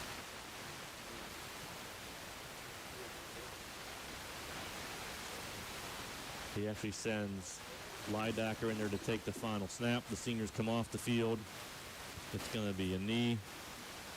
And the Panthers are going to win this game 38-14 over the Northern Cambria Colts. The Panthers are going to get a share of the Heritage Conference Championship and get to host a playoff game next week after they win 38-14. The first Commonwealth Bank postgame show is next. You're listening to an IRMC High School Sports Night with Cribs and Cody on Cat Country and Renda Digital TV. I'm Patrick Doherty. I spent my career standing beside good people through difficult times, whether it's criminal defense, real estate planning, or family law. My wife Amy and I are here to fight and help guide you forward. Call the gold-winning team at the law office of Patrick Doherty.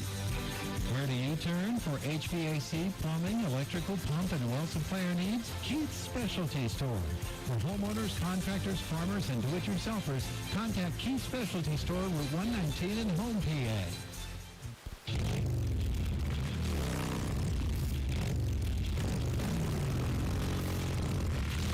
ride life at full throttle. Run wide open from start to finish. You're an adrenaline junkie. On or off the road, Yamaha builds it. You want it? 5-Star Power Sports has got it. Destination, Duncansville. 5-Star's got a huge selection of Yamaha bikes, quads, side-by-sides, watercraft, snowmobiles, plus parts and accessories. Huge selection means high volume. High volume means super low prices. 5-Star's got the best buying and ownership experience you'll ever have.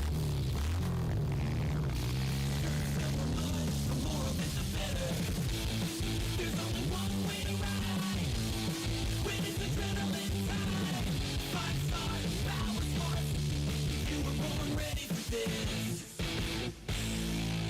Always protect the environment. Wear your seatbelt, helmet, eye protection, protective clothing, read the owner's manual and the product warning labels before operation. What sets one insurance agency apart from another? Building relationships. Hutton Blues Insurance prides themselves on building strong, personal relationships with their clients. Hutton Blues is an independent agency offering you choices to get you the best coverage at the best rate. When you buy insurance, whether it's for your home, car, business, life, or retirement, you want an advocate working in your best interest, and that's the Hutton Blues Insurance Indiana County and Trent Insurance Cambria County. Spectacular savings from here at 5-Star Mitsubishi Altoona.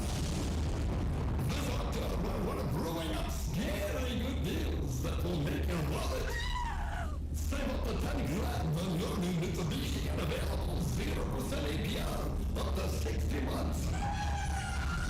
All new Mitsubishi models.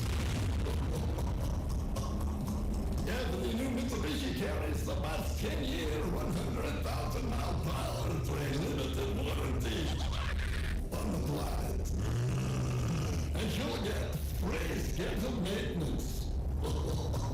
Don't ghost these savings. Visit 5-Star Mitsubishi Altoona, the Mitsubishi Giant, before these deals disappear. 5-Star Mitsubishi Altoona doesn't get better than this. See dealer for current deals and exclusions.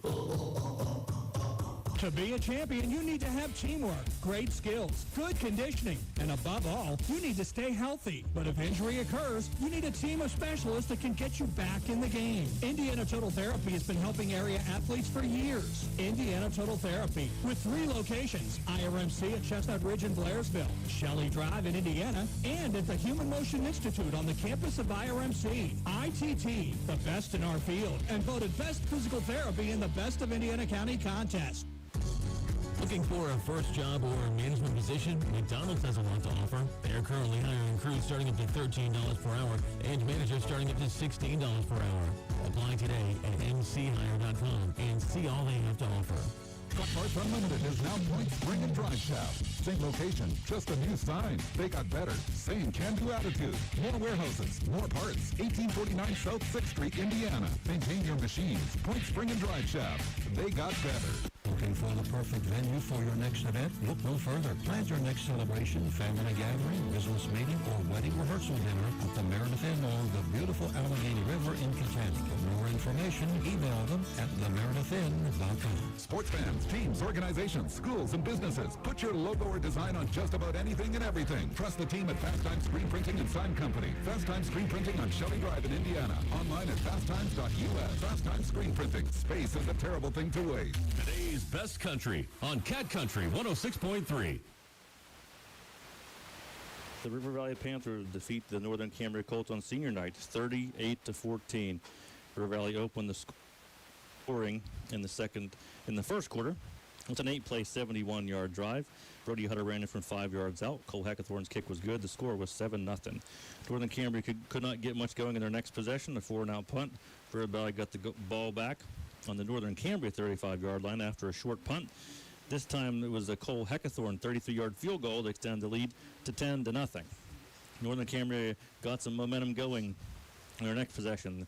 They rattled off a 9-play, 81-yard drive, capped off by a 14-yard run by quarterback Danny Farrell. The extra point was good. They cut in that lead 10-7. But River Valley came right back on their very next possession. Only took them 3 plays to go 68 yards. Brody Hutter broke off a 60-yard touchdown run. The point by Cole Heckathorn was good. River Valley led 17-7. Northern Cambria's next possession resulted in a punt. River Valley got the ball back in good field position, but a costly fumble gave the ball right back to the Colts at midfield. They would take that drive and go 10 plays, 49 yards. This time it was a 5-yard touchdown pass from Danny Farrell to Reese Wagner. The kick was good. The halftime score was 17-14. River Valley got the ball to start the second half. They took that opening possession, 5 plays, covering 65 yards. Max Perchetti went on a 13-yard touchdown run. The Cole Heckathorn extra point was good, and they led 24-14. Northern Cambria's next possession resulted in a 3-and-out punt.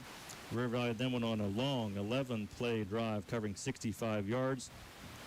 A touchdown pass from Max Perchetti to Brody Hutter. Cole Heckathorn extra point was good. River Valley extended lead to 31-14. Northern Cambria got a good kickoff return from Malik Fox to set them up. Great field position, the River Valley 22-yard line. But a false start penalty put them back, a couple incompletions. They turned the ball over in downs. River Valley got the ball back at the very end of the third quarter. They put together another 11-play drive. This time it was capped off by a Max Perchetti to Jake Woodring touchdown pass from 15 yards out. Cole Heckathorn's kick was good. The score was 38-14. Northern Cambria got one more possession, but turned the ball over in downs. River Valley got the ball back with 5 minutes to go in the game, bled the clock out, ran it down, a knee down, set the final score at 38-14. Brody Hutter had a monster night, 16 carries, 140 yards, 2 touchdowns, also 3 receptions for 26 yards, a touchdown receiving as well. It was senior night for the Panthers, and Brody Hutter had himself a big night. The Panthers improved their record to 9-1. They will get a share of the Harry's Conference title. Northern Cambria falls to 4-6 in the season, but both teams will start playoff action next week in the District 6 playoffs. So, Bill, that's the story of this game. I know you have the gallery gave me the Brody Hutter stats. What are some interesting stats you have for this game? The stats always brought to you by First Commonwealth Bank. You know, Farrell for Daniel Farrell for Northern Cambria, he was running the ball like crazy in that first half. 8 runs for 39 yards, but that's all he ended up with was 8 runs for 39 yards. Fox with just 1 run for 3 yards, 3 runs for 3 yards for Shonsky. 12 for 24 was Farrell passing with a touchdown. He at one point in that game had a streak of 8 completions, and he ended the game with missing 7 of his last 8. And we're going to be joined right now by Coach Schutte. He's already here. Thank you for coming up quickly, Coach. We'll get you set up here with the headset. All right, Coach Schutte, thank you very much for joining us. A tough night for your Northern Cambria Colts, but you came up against a really tough River Valley Panthers team. Yeah, we did. We knew we were going to be in for a battle. You know, we just wanted to keep it close at halftime and try to, hopefully have a chance to be in a game. I think we kept it close at halftime. They came out, and I think your guy was just saying it. The game plan was to pass the ball, and we needed to be proficient in the passing game. We were the first half. The second half, we weren't. And I think that's really why the game got away from us. It was very close at halftime. You're only trailing by 3. You got that costly fumble by the Panthers. You were able to turn into a nice 10-play drive. Touchdown pass there from Danny Farrell to Reese Wagner. And, Danny played pretty well tonight. Plus, you also mixed in Nick Arton there some. And was that the plan to sort of keep River Valley off balance by using both quarterbacks? Well, we lost Zach Kirsch last week. And Zach was a big part of our offense and defense. And we were we had a vacant spot. And, we felt it was less. I guess it would make us better if we would switch the quarterback and put Danny in the slot as opposed to switch other people around because we didn't have the depth in that position that we would like. So it was one of those things where we just kind of moved people around for the betterment of the team, and we tried to do that the first half, and we just wanted to go with Danny. He seemed a little bit hotter in the first half, so we thought second half going to Danny was going to be just like he was the first half. I think they switched up the defenses. They kind of went into a cover 2 shell with a 4-3. look, and I think that kind of messed with Danny. But we knew they were going to do it, and I just think all those guys in the blocks and the blitz they were coming kind of got in his head a little bit. Yeah, they seemed to be getting a little more pressure in the second half, and it seemed like Danny was sort of maybe pressing a little bit because he was just a little bit off on his passes. Yeah. And I think he was just feeling that pressure that he didn't feel the first half, and those guys, I envy those quarterbacks because when you're looking downfield and you know you guys they're coming with a bullseye on your chest, it's tough to hold on to the ball and just wait that extra second. I think that's kind of gotten his head a little bit, and I think that's why those balls were just off just a little bit. That pressure is nothing new, Coach. They saw the River Valley rattle Cam Rising at Marion Center last week a lot. So, their defense has been able to do that the past few weeks for sure. In the second half, you guys were able, you had a great return there, but Malik Fox get down there, around the 22-yard line, your best starting field position tonight, but you just cannot get a punch in there. You had a false start, a couple incompletions, and up turning the ball over and down. Yeah, and those false starts were just inexperienced. Like I said, we had a couple guys filling in and not used to the cadence and jumped off sides, and it was just one of those unfortunate mistakes you can't make against good teams like this. I thought River Valley's offense was clicking, so we really couldn't afford to make offensive mistakes. We had to make the best of every opportunity. We were in a great opportunity, just couldn't finish the drive. Yeah, and despite this setback tonight, you knew coming to this game you were going to make the playoffs, win or lose tonight. So we don't know who your opponent's going to be yet, but you may have to face Homer Center. You might have to face a team you don't know as well, like maybe Claysburg Kimmel. It's hard to say where. We'll have to wait till all the scores come in tonight, see where you shake out. But despite what the opponent may be, you're going to have a hole to fill without Zach Kirsch being there. He's not going to be available for your next week either, is he? Right. No, he won't be there, and. Like I said, I think guys are stepping up, and a lot of it's just experience. So, they got the experience last week, second half. They got the experience tonight. I don't think we're going to see those mistakes as we did tonight. So, I think game experience says a lot for a player. And, when Zach was in there, those guys weren't getting that experience. So, I think we brought him along in the last week and a half, and I think we'll find a spot. We'll find a guy to fill that spot for next week. No matter where you have to go next week, you got to tell your team, the season starts over, right? Everybody's 0-0 now, basically, and you can play with anybody. You guys have shown that you can play with anybody. All your games this year have been, win or lose, have been close games. You guys have battled some of the 2A teams really tough to one-score games, and you guys can play with anybody. And that's what, I've been preaching that all year. You're going to have a rough road. Replacing the guys we did, having new people in those positions, it's not going to be easy, but the adversity that we face is going to only make us stronger. And we prepared, and I told our guys, we prepared these 10 weeks for this opportunity that we're in right now. All we have to do is get in the playoffs. We don't have to be undefeated. We don't have to win 9 games like we have in the past. We just got to get a chance, and we got our chance, so now we just got to make the most of it. Okay, well, Coach Schutte, thank you for making time for us. Very good luck to you next week in the playoffs. Thank you very much. All right, Coach Sam Schutte is with us. We'll take a quick time out, and we'll be back with more on the post-game show here on Rented Digital TV. Luxembourg's Jewelers would like to wish the best of luck to all the Heritage Conference schools and, of course, the Indiana Little Indians this season. Luxembourg's is excited to celebrate the grand reopening of their downtown Indiana location at 621 Philadelphia Street. Along with the Indiana Mall store, Luxembourg's Jewelers is still your leading choice for gifts of any occasion. Show your school pride with gifts ranging from beautiful logoed coffee mugs, keychains, money clips, water bottles, and more. Luxembourg's Jewelers is Indiana's jeweler. At First Commonwealth Bank, we know that financial confidence begins with the right account for the way you manage your money. All of our checking accounts are packed with online tools, including Credit Score Manager, with 24/7 access to your credit report.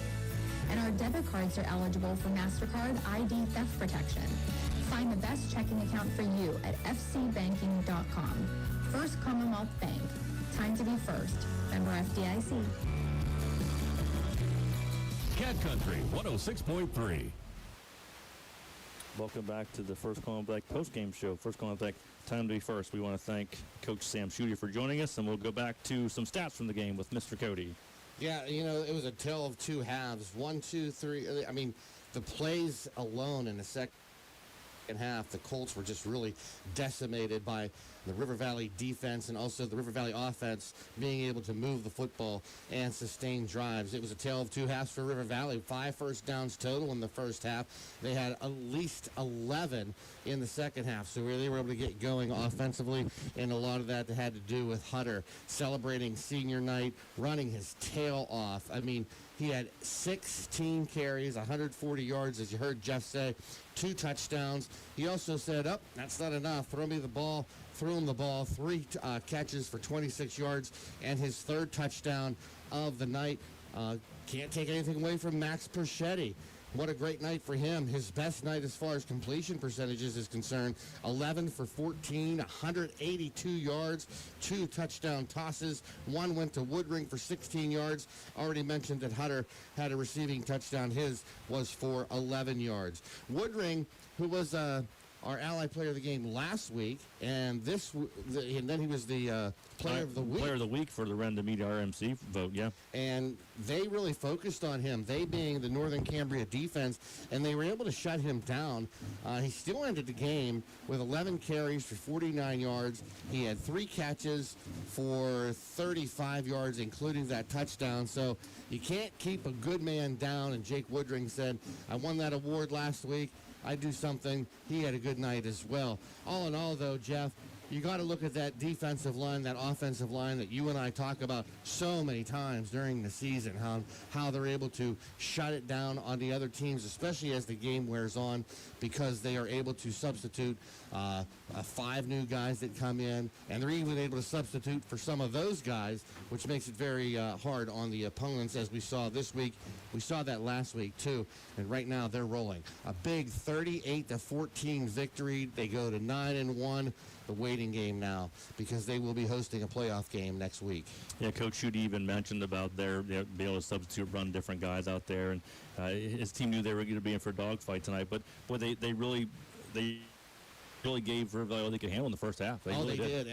And like I said, I'm paying attention to high school football. I might have been out of it for a little while, but Northern Cambria is always one of those teams that they are going to play you tough. They don't quit. They don't give up, and we saw that tonight. Kudos to Daniel Farrell. He kind of took the team under his own wing. Had a lot of carries in the first half, but I think that they went away from that in the second half because he had no carries. He had 8 carries for 39 yards and a touchdown in that first half, but didn't get a chance to call his own number. I think that had a lot to do with the River Valley defense that was stifling. They had 5 first downs in that first half. They only were able to get 4 in the entire second half. The Colts ran into a great defense, no doubt about it. And Coach Schutte alluded to it. After they lost Zach Kirsch last week, it really sort of made him jumble a lot of stuff up on his offensive line. Zach Kirsch, a big key player for them, and they moved some guys around, and they were able to use this as a tune-up because, again, they're going to be in the playoffs next week. They're going to have to go on the road. But as he said, everybody's 0-0 once the season starts. So River Valley's going to celebrate right now. They're taking a team picture with everybody. They're obviously co-champions in the Heritage Conference with the win tonight. And we'll be back with more of the First Commonwealth Bank postgame show after this short timeout. If you're looking for a super easy way to boost protein in your diet, remember that whole milk is 8 for 8. Every 8-ounce serving is packed with 8 grams of protein. And not just any protein. Whole milk is a complete protein, giving you a full mix of the essential amino acids your body needs. And no fillers and added sugars like plant-based protein products or protein bars. Next time, get protein the natural way. 8 grams and 8 ounces of whole milk. Brought to you by the Allied Milk Producers. Since 1922, families in the Blairsville area have put their trust in the Ferguson Funeral Home to care for their loved ones. They also sell granite and bronze cemetery memorials. Give them a call for a free quote. Ferguson Funeral Home and Monument Company, Blairsville, Pennsylvania, 724-459-7611. Tired of stepping in a stinky surprise. Let dog logs be your poop scooping guys. Homes and businesses, they're right on track. You love your dog, but not the do, so leave the dirty work to our crew. Dog Lots, we clean the poo so you don't have to. Taco savings are here at 5-star Mitsubishi Altoona. This October, we're brewing up scary good deals that will make your wallet save up to 10 grand on your new Mitsubishi and available 0% APR up to 60 months. All new Mitsubishi models. Every new Mitsubishi carries the best 10-year, 100,000-mile powertrain limited warranty on the planet. And you'll get free scheduled maintenance. Don't ghost these savings. Visit 5-star Mitsubishi Altoona, the Mitsubishi Giant, before these deals disappear. 5-star Mitsubishi Altoona doesn't get better than this. See dealer for current deals and exclusions. The Today's best country, Cat Country 106.3. Welcome back inside the broadcast booth. Listening to the First Commonwealth Bank post-game show. First Commonwealth Bank, time to be first. And the River Valley team is celebrating on the field, taking pictures. They are co-champions or tri-champions, I guess. They have the Heritage Conference, finishing the regular season 9-1. Their only loss way back in week 2 to Cambria Heights, and with this win tonight, they have definitely earned themselves a home playoff game. It's time to pick our Allied Milk Producers Player of the Game. Whole milk, whole nutrition. And Bill, this is about as obvious a choice as we've had in the 10 weeks we've been covering River Valley. It's Mr. Brody Hutter tonight. Yeah, 3 touchdowns, two via the ground, 1 on the air. You got to give credit to Max Perchetti tonight, being able to feed that ball. But you and I talked about it all season long. Every time that he touches that ball, he's good for, at the very minimum, 1 yard. But he's going to bowl you over, and he's going to make you pay for every inch that he gets. 7, 8, 9-yard runs. And tonight, who would have ever thought a 60-yard touchdown run? Hutter got into that second level, and he's got some jets, doesn't he? For Brody Hutter's size, I mean, he is a 6'1", 220-pound fullback, and he's got some speed. When he breaks away, people aren't going to catch him. And, we've mentioned off and on that, they may be without him next week for their home playoff game. He's a transfer from Mount Pleasant. And, of course, when you transfer after your 9th grade year, usually you're not eligible for the playoffs. The Panthers are appealing that decision. The appeal won't be heard till Thursday, so it'll be late notice. So they're going to have to work somebody else's fullback. I know who you want to have there, Bill, for in the fullback position next week for a home game. I think Michael Waino would be just as fine because, I mean, the guy, by the time you actually get a chance to bring him down, he's already gained a yard. He could be your version of the tush push in the Heritage Conference or now the District 6 playoffs. A lot of weapons on this River Valley team, and the Panthers are going to be like, hey, next man up when it comes to injury or in this situation, ineligible for the postseason. What a blow that would be. Yeah, we've seen Jake Woodring be the leading rusher all year, but Brody Hutter is right behind him. Coming in this game, Brody Hutter actually had more carries but less yards, and Jake was leading the team with 10 touchdowns. Brody had 8. Well, he just added 3 to his total tonight, so it's been a nice 1-2 punch. Max Perchetti does a great job running the triple option. He'll pull it at times and turn some big runs himself. Keeps the defense from guessing they can't just key on the one guy. It's a triple option. It's very hard to defend. You have to be so disciplined as a defense, and that's what River Valley has in their advantage going in the playoffs. And Perchetti also has that football IQ. That's always an important thing, and you've heard Coach talk about that. You've heard other coaches around the league talk about having football IQ, and Perchetti, he's got it. The kid's got some playing time under him. What is he, a junior, Jeff? I think Perchetti is a junior. Perchetti's going to be back next year. He's going to have that experience under him. One of the things that is going to be a bright spot tonight, 11 for 14, 182 yards, 2 touchdowns, 1, 2, 3. Jeff, he threw it to 5. I didn't even know they had 5 different receivers. 1, 2, 3, 4, 5 different receivers with Hutter, Stoller, Woodring, Adair, and Brzezinski, his favorite target, all with catches tonight. And we see Coach Dalton slowly making his way up to the press box. They've done all the celebrating. They've taken all the pictures. It's senior night. Coach had a very, very cool move at the very end. He's going to take a knee. He takes the timeout. Has all the seniors line up out there, stretching from the 50-yard line down the 40.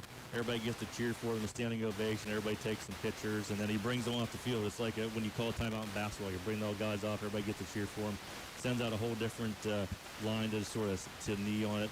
And the players responded, and the crowd responded, and that was a very cool moment to honor the seniors because it's a humble night for the band, for golfers, for baseball, the cheerleaders, all the fall sports. Yeah. I mean, it's right down the line. Hey, I'm not going to do this again as a scholastic athlete. So I remember going through senior night for my son this last year, and there's a lot of finality to it. And some of these kids are going to go on to play. They get to play playoffs next week. Some kids will go on to play, collegiately. Some hope to play collegiately. For some kids, when they're done with high school, that's the end for their competitive sport, especially a sport like football. You don't get to strap on the pads ever again lots of times when you leave high school. And when you're that age, when you're 17 years old, I don't think it really hits you, and you don't realize it. You don't. And then you're 25, 26, and you're like, man, that was the last time I was able to put the pads on and go play ball. Yeah, well, Coach Dalton is making his way right up to have a post-game chat with us. So this ought to be interesting. What's up, everybody? How are you, Coach? I'm good. It was a tough development to get here. Yeah. How's my AB guys? You good? Yeah. He looks good. Do you have beers over here or something? Where's the beers at? All right, Coach. You know, coming into this game, of course, you guys finished now. You're 9-1. They were coming in Northern Cambria at 4-5. You knew Northern Cambria. They're just historically going to bring you a battle. Yeah, no doubt. And they have great skill guys. I mean, we kind of knew that going in. We didn't do a very good job defensively the first half, but maybe we should have played more quarters. So the second half, we came out and played. At the end of the first half and then into the second half, we went into quarters, changed the scheme. Guys did a really good job of adjusting, changed kind of our blitz pattern a little bit, and we were better there. And then at halftime, we decided to, do what we kind of decided a lot, put it in Max's hand with the passing game and with the option, and Hut ran like a man. And then the other guys are way better because, when you got a the fullback, and Jake's better, and Hunter's better, and everything goes. And Max was on fire. He did a great job again. Yeah, what did he throw for? 11 for 14. Yeah, he's just really good. And I know he wants to throw it more, but you play D, you run the clock, you do those kind of things. But we throw on downs that maybe you don't expect and do things like that. Yeah, and you did. He was very accurate, and our guys caught the ball protected. So good overall win. You guys go up 7-0. They have another 3-and-out, 2 straight 3-and-outs. You get great field position. You have to settle for a field goal. You kick the field goal. And I noticed during the change of possession timeout, you were over there having a very nice conversation with your offensive line. What was missing? What were they missing? Well, I don't think, but in hindsight, as we watched the review, it might not have just all been their fault. So yeah, they weren't. I don't think we were path oriented. Sometimes we get a little too scheme. They're making blocking calls and stuff, and instead of taking the simple calls, sometimes because they're talented, they want to do a little bit more. So we went simple, and we fixed the back, the angles by the backs, and then once we did that, we were rolling. The last 5 minutes of the second quarter, you get the ball back, knowing that you're going to get the ball to start the second half, and the coaches usually like that little bookend. But you had a missed opportunity there because you fumbled, and Northern Cambria took advantage of it, and they made this a ball game going into the half. And they did, and they threw sideways. They got us in a bad alignment on the 20. They also got their one assistant coach should have worn stripes because he was helping mitigate some calls that he saw on the sideline and maybe added to that because I think I never saw an extra effort tackle get called that, but we got to overcome that. To our credit, my guys, when I was losing my mind, they said, Coach, we can't do anything about it. We're E plus R equals O, guys. Like, event plus your response equals the outcome. And they E plus R equals O to me, so I calmed down. And I saw them talking to you. Yeah, they did. They said, Coach, you got to calm down. We can't control that guy. That's awesome. That's awesome. It is awesome. That is great. Second half, so at halftime, other than you maybe losing your mind a little bit, your team came out and looked exactly like they did in the first part of that first quarter, and they never let Northern Cambria back in it like they did in the first half. They took over the game. Right. I mean, I thought we were very efficient on offense. We could do almost everything. And then that's what the one thing that the option establishes is that, like, let's say they have a player that we can't block, then we don't block him, and we make whatever he does pay. And then Max missed, in my opinion, we ran 9. He missed 1 read. He was 8 for 9. That's pretty darn awesome in that offense. And then obviously Brody ran like a man. Well, that's why I said I was going to say I have to mention Brody Hutter. Yeah. Senior night, we don't know. Right. 3 touchdowns. He had a big game tonight. He had 140 yards rushing. Plus he had 3 receptions for a touchdown, so 3 TDs tonight. And maybe what is missed is he is a great kid. Not a good kid. He is a great. We got a bunch of great kids, but he just, I give it to him because I can give it to him, and the rest of the team can hear me. And he's the man, so he can take it. He knows what I'm doing, and we were worried about him a little bit in the beginning, but it was more he just wasn't reading his key. Once we fixed that, he was good. A 60-yard run, not something you usually see. And a run. I mean, he just pulled away. That's what we were saying. He just pulled away. I mean, Ship, whoever's going to get him, they're going to get a heck of a football player. District 6 playoffs. You got yourself your home game.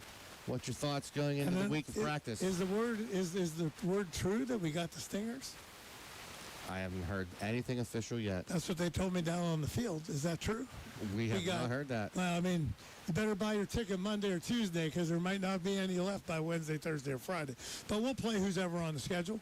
But that's what someone told me on the field, and they have a really good team. And round 2, I know there'll be all kinds of theories, but it's a little better prep for us because we'll just watch the same film and add one. If it's not them, if it's not them, if it's a Bellwood. I think Bellwood, we have some personal feelings there that we didn't finish it very well there. So I mean that would be a great goal too. I mean our goals were to beat the team down the road. We did it. To qualify for playoffs, we did it. To get a home game, we did it. To win the Heritage Conference, we did it. And now to win the first playoff game in River Valley history. On to next week. Good luck, Coach. Thank you so much for joining us. joining us. Guys. Thank you, guys. All right. We are going to take a break. We are listening to an IMC Sports Night. 38-14, the final score. River Valley, a home playoff game next week. They knock off the Northern Cambria Colts. We'll be back.